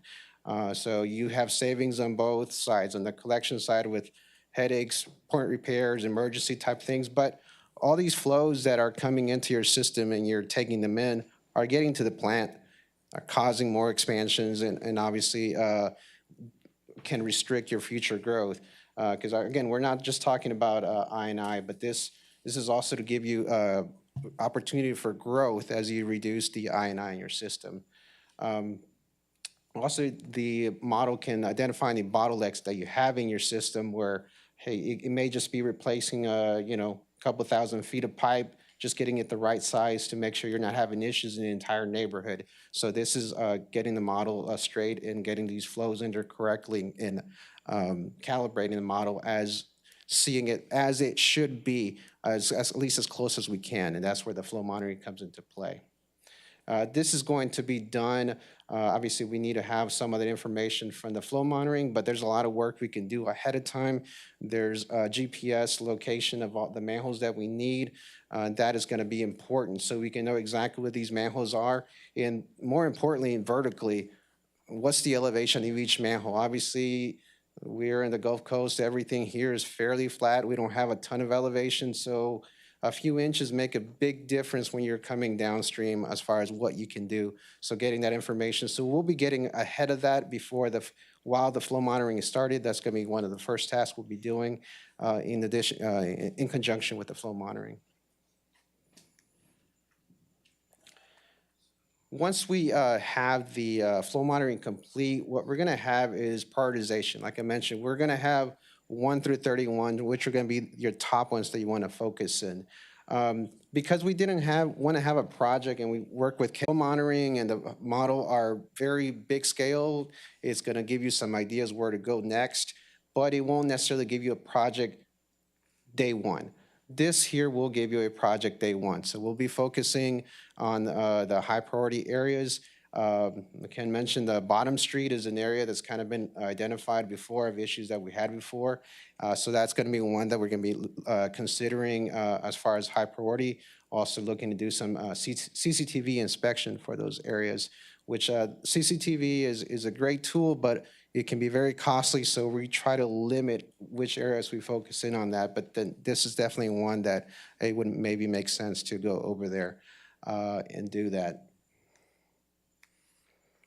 So this kind of gives you a general idea of our current schedule for the project. Again, those lines can move around quite a bit. I mentioned how weather can play a factor.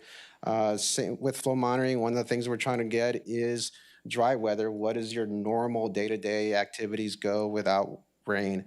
But we also want to see rain in your in that time period so we can know how bad the rain actually gets and how your system reacts to that. So I think right now we're planning for about 90 days, which should capture those rains. But obviously, you know how weather can be here. We can have a drought. We can have Harveys all the time or all kinds of storms. So we think that should capture the rain that you need for what we need moving forward, for what we need for the hydraulic model. As you can see, hydraulic model is so spread out. Like I mentioned, doing the field collection of the GPS locations is going to be critical, and we're starting early, but we need to have the flow monitoring completed in order for us to complete our model and calibrate it. And the SSES is also another one that's very much driven by weather. We can't do smoke testing while it's wet or after it rained because obviously it's not going to give us the results that we need. And manhole inspections we can do it a lot easier as far as we can work with, but you know, rain also causes an issue because sometimes our systems get surcharged, and if we can't see the bottom of those manholes, we can't get a complete inspection, so those can be extended out. So, you know, we're definitely looking forward to working with you. This is a great project. We're very excited about this, and like Jason said, we're looking for a spot for our field crews to be out here because they're going to be out here for a while. Great, thank you. Anybody have any questions for him? I'm looking forward to seeing the results. Indeed. Really curious. And as a reminder, this is another project that stemmed out of our conversation from ARPA. You know, this, along with Scada, are obviously two large transformational projects that to help our utility system be more resilient. And so this is huge, so thank you. Thank you. I have a quick question. Yes, ma'am. Okay. This $1 million is going to cover how much? You said only 30% of our, or did I hear wrong? is it gonna do all of our sewer, sanitary sewer line? So for the, No, I didn't think so. no, go for it. You're the engineer, man. I don't know why I'm talking. Yeah. so for the, what we have in here for the $1.2 million, so for the flow monitoring, it covers the entire city. That's where, like I said, we're gonna chop it up in 31 pieces. That is the entire city. The model also is gonna include the entire city. The only thing, when we get to the SSES, where we go do smoke, CCTV, it won't cover that. That, we only have a budget for about 290,000 feet. And we want this, the approach to this is the beginning, and then we're gonna have other basins that are gonna be laid out for the future. And under this project, we only planned out, we call it year one, is rounds up to more year and a half, but we expect there's gonna be more work that's gonna come from this also, because 300,000 feet, as you can imagine, that's only a very small portion of the 1.8 million that you have. And so there will be subsequent studies that will be needed to cover more your city. But yes, on the flow monitoring side and the hydraulic model, it will cover your city. The flow monitoring is gonna drive. Okay, so let me understand. What your study's gonna do is go around all of our underground water sewer system and see if there's any breaks or there's anything that needs to be replaced. So that's just the study. That's not doing the work after that, right? That's correct. And it's just for sewer, Just It's for just sewer. for the sewer? just for sewer. Wow, okay. Yeah. That's a lot. One of the things that we did when we started looking into this, our staff, we know which areas of, which lift stations are getting inundated. When it rains, that lift station is just, it's pumping its brains out. All three pumps are going. So we have an idea of where these inflows and these excessive flows are coming into the sewer. One of the things that we've all discussed since I've been here for 30 years is Southeast Victoria. There are a multitude of sewer lines that we've got a new one, the 54-inch that we did with TCMB probably 10, 15 years ago. But right next to that, there's a 30-inch and a 36. And you can ask people that have worked here for 30 years, 35, 40 years, and they'll say, well, I don't really know what that does. So we want to focus, we want to focus on those older lines, find out what they're doing. Can we abandon them? Because it may only have a quarter flow in it when it's dry, but when it's raining, it's full flow and it's overflowing. That's where our gut feel tells us that's an area. The flow monitoring at first is going to confirm it. Then we go into that next step. Did that answer it? Yeah, that means there's more cost coming down the road. Yeah, absolutely, right? I mean, we recognize that that's part of it. And, if we look at the big picture of just how we're approaching our CIP development now, right? Very intentional, right? We're focused on the existing planning window that only takes us through fiscal year 26, right? And so we know that there's a lot of work to be done as we start addressing the outer years of that CIP planning window. And then as we start a conversation for a future planning window, right? And this is an example of, it makes sense, to take the time to figure out what our issues are and what our needs are before we start, throwing projects out there, 5, 6, 7 years away, when it's like, well, wait, we need to understand what we need to prioritize. And so this will help shape that. That's good. Plus, I look at it as and we've talked about this, the 80-20 rule, right? So if we can have identified 20% of the problems that are causing 80% of our headache, we're much more ahead than if we just did the whole city. And we had looked at it when we talked about ARPA, how big a scope the I&I study would be if we took on the whole city, and realized that, we needed to scale it back. And so that's where we are with the scale back on it. Yeah, and y'all can correct me if I'm wrong, but I think, initially, we did sort of price out, more or less what it would cost if we did everything for every, the 1 point whatever, how many billion? 1.8 million. 1.8 million, sorry. And it was roughly 4 million? Yes. And so, we're trying to be intentional and strategic. Do we really need to do it to this extent, in areas where we know the infrastructure is less than 10 years old? Yeah, maybe Terra Vista not. probably doesn't need to Right, be. maybe not. And so Okay. let's be realistic about prioritizing the quadrant of our community that we know the bulk of the issue exists.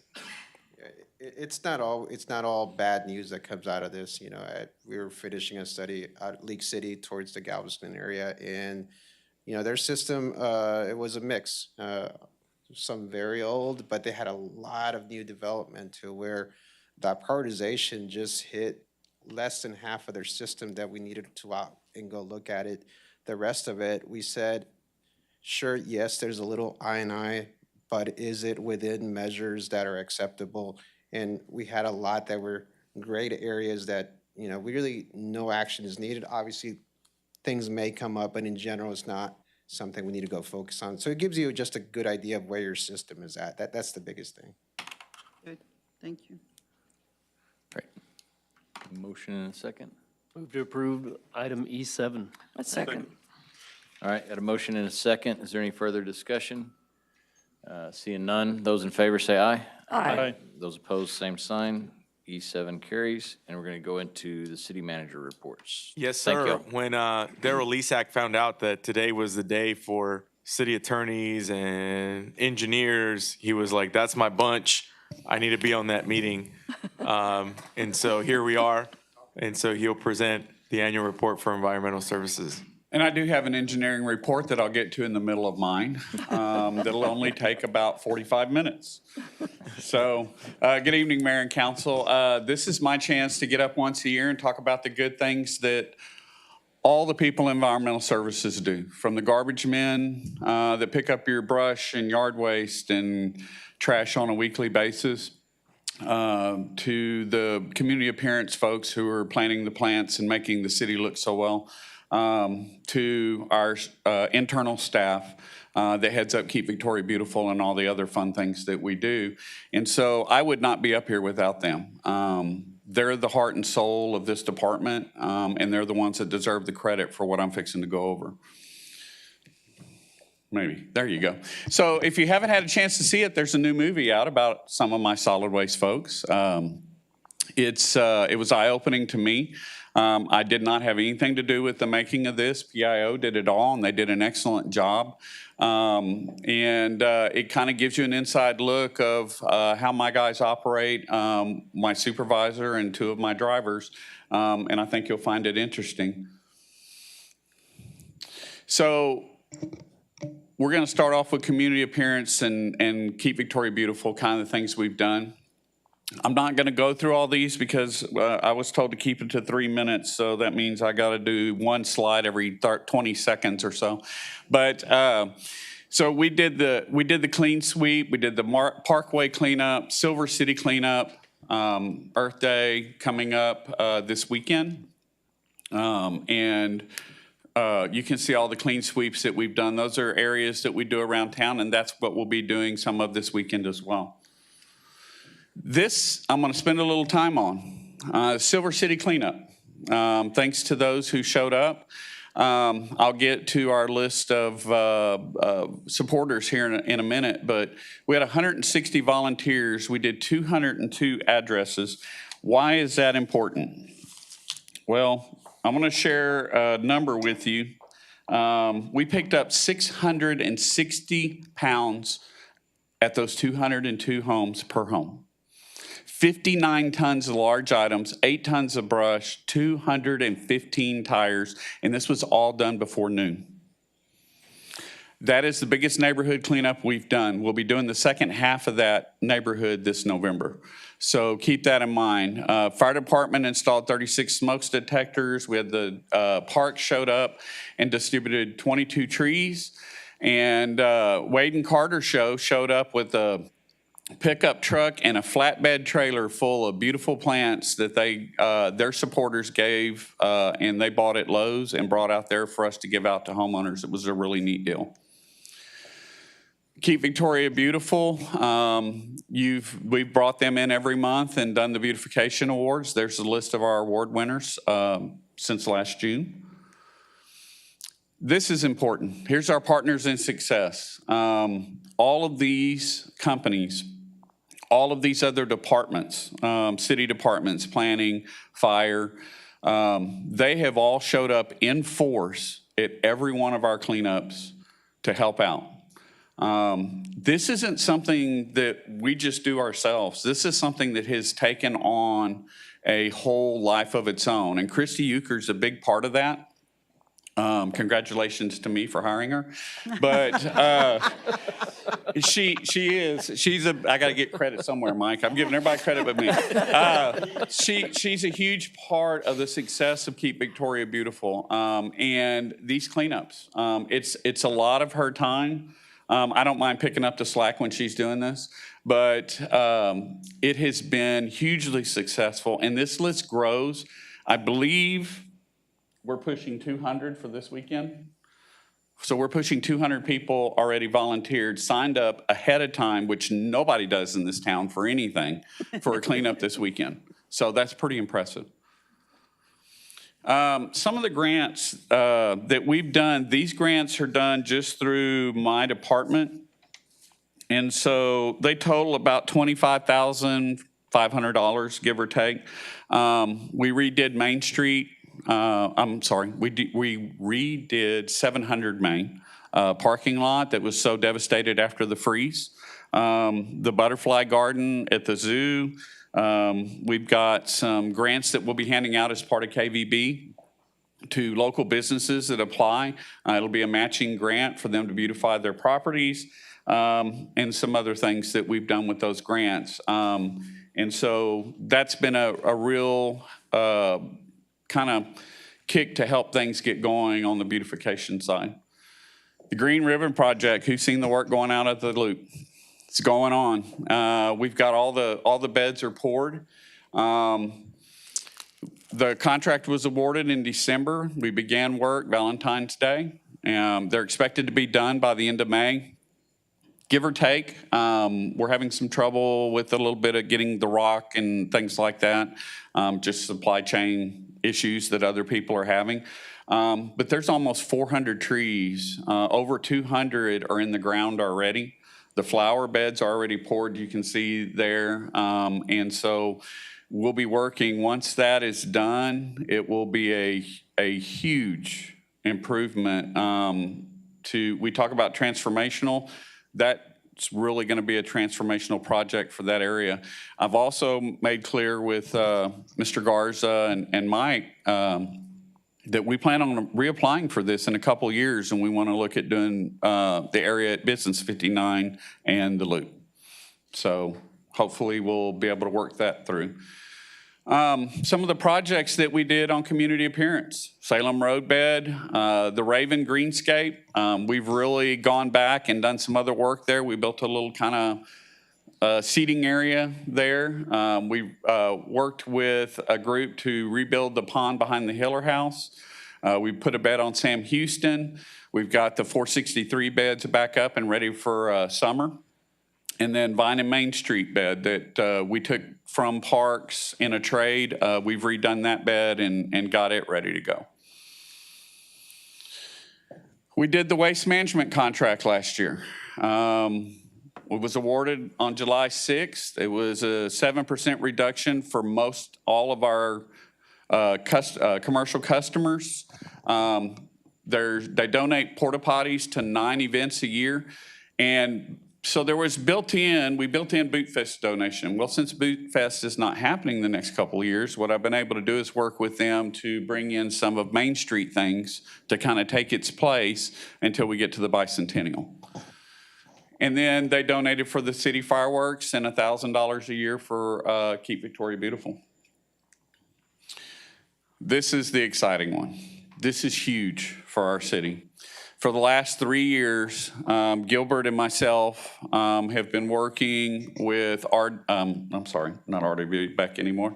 It's Burns and McDonald on our landfill expansion project to expand our landfill by 244 acres of landfill space and approximately 95 years of landfill life. I don't even know how to encompass how that sets up the city of Victoria going into the future. There are very few landfills that have anywhere near this landfill life. I was talking to City of Arlington this week. They've got like 25 years left, and they really can expand. They're covered up by neighborhoods. So this is a huge thing for us. Why did it take 3 years? I'm not going to go through all these, but I will tell you it was 3 years of work with a lot of different government entities, organizations. We had to do everything from working with Texas Parks and Wildlife to working on hydraulics and hydrology, because part of this area was in the floodplain, or flood zone, I'm sorry. And so we had to make sure that anything we built there would not affect anyone any differently than what they currently are affected. We had to work on with the U.S. Corps of Engineers to get jurisdictional determination on ditches and all kinds of things that we wanted to move so it didn't impact the way that we could build the landfill. We had to develop master plans. We had to work with FEMA. We had multiple reviews with TCEQ, and our landfill permit was sent in last week, actually 2 weeks ago. And so we are now in the hands of TCEQ. Everything's been done. The permit is filled out. It can take up to 12 to 14 months to get this reviewed and done. Letters have been sent out to everyone who would have standing with TCEQ to complain about the landfill.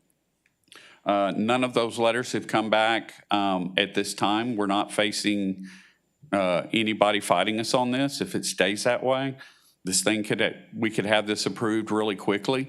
I just want to warn council that at some time or another, somebody could change their mind. But this is a huge thing for the city and the county going forward. It's a big revenue maker for the city going forward.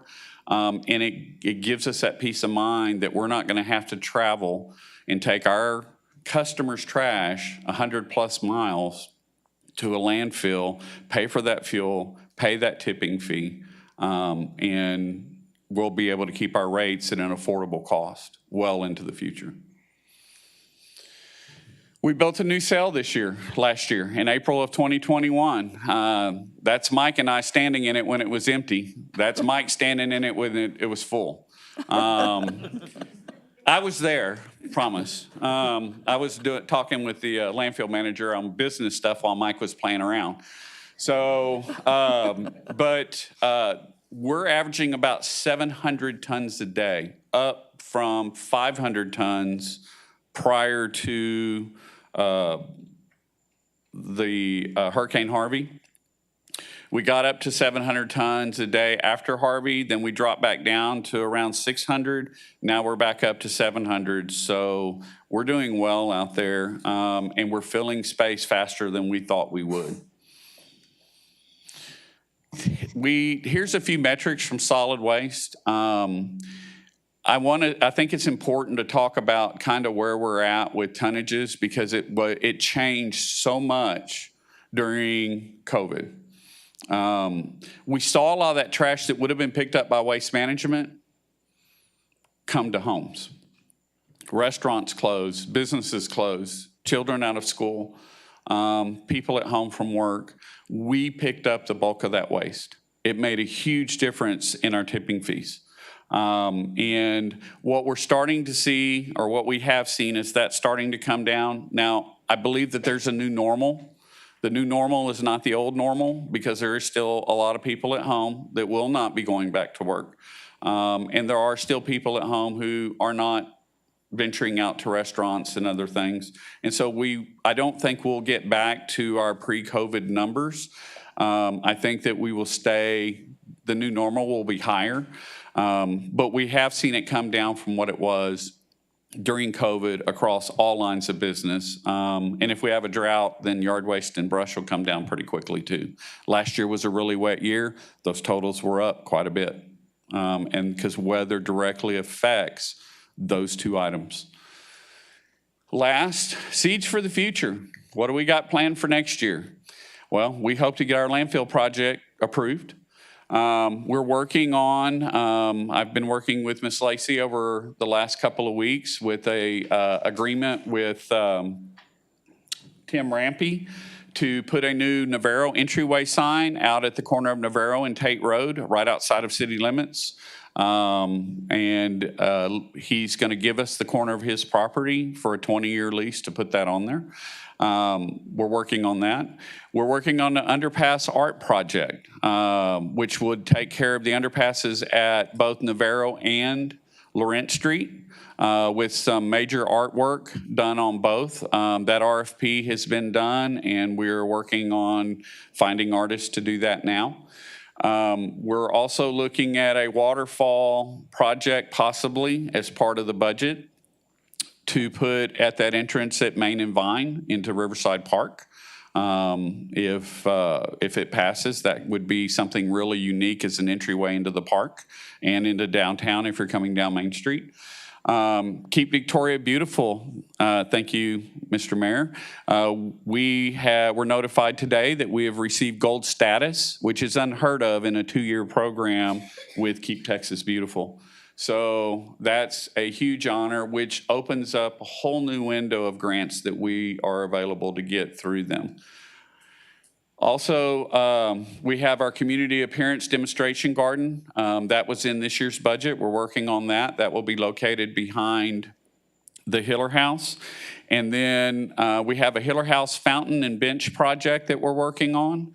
That will be mostly donated money. We're working on a program to seek donations for that, as well as grants if we can find some.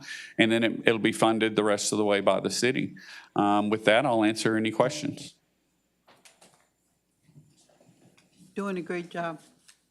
Thank you. Excellent job. You did very well on time, by the way. I've been threatened by everybody Right at around me. 15 So. minutes. Now, I got a couple of things for you. Highway 87, as you're coming from Port Lavaca, that's our own, we don't have an entry sign there. Correct. Is there any way to get one or plan for one in the future? Yes, sir. Okay, awesome. We all know how much we appreciate the beautification, but I got a text just this last week I thought it was appropriate to read here tonight. And it's from a citizen here in town, and we don't always get compliments, so this is very, very nice. I just have to tell you how beautiful I think all of the little gardens are, not only around the loop, but all over town as well. Thank you for the investment in the beauty of our city. Please pass this on to those who did the hard work on these little gems. So that's your department. You're doing a great job leading them. I'm very blessed to have you in the position. The landfill is humongous. What a peace of mind for future generations. So maybe we can put your name on it or something. I strive to be named after a landfill, as long as it's not memorial. Well, and really, thank you, Mayor and Council. But Mr. Garza had the idea to start the community appearance, and that's been a big thing. And it kind of ended up in my wheelhouse because it's something I really like to do on my personal time. And so it's been. That part of it's really been enjoyable. The landfill thing, I will tell you, it's been a headache. It's a 3.5-year headache, but I'm seeing the light at the end of the tunnel, and the headache's almost gone. Yeah, and also the community cleanup efforts. If anybody listening hasn't attended, please go to it. You'll see a sense of community pride that'll make you proud to live in Victoria. Always makes me proud to be mayor when I go to one of those events because there's so much caring from citizens to help neighbors. The one this weekend, April 23rd, which is Saturday, 7:30 a.m., Target parking lot is the meeting point. Yes, and if you would go online first to register, because we're trying to preset teams. Mm-hmm. Not everyone will be there, but if you show up there, we will use you there. Great. Thank you. Thank you. Thank you. Thank you. All right, with that, concludes city manager reports, and we will recess into executive session now. And we do not have any plans to come back with any decisions out of executive session. The City Council will recess for executive session on the 19th day of April 2022 at 7:15 PM. The subject matter of the executive session deliberation is as follows: Texas Government Code 551.072 and Texas Government Code 551.087. And we'll give, like we normally do, about 10 minutes. So.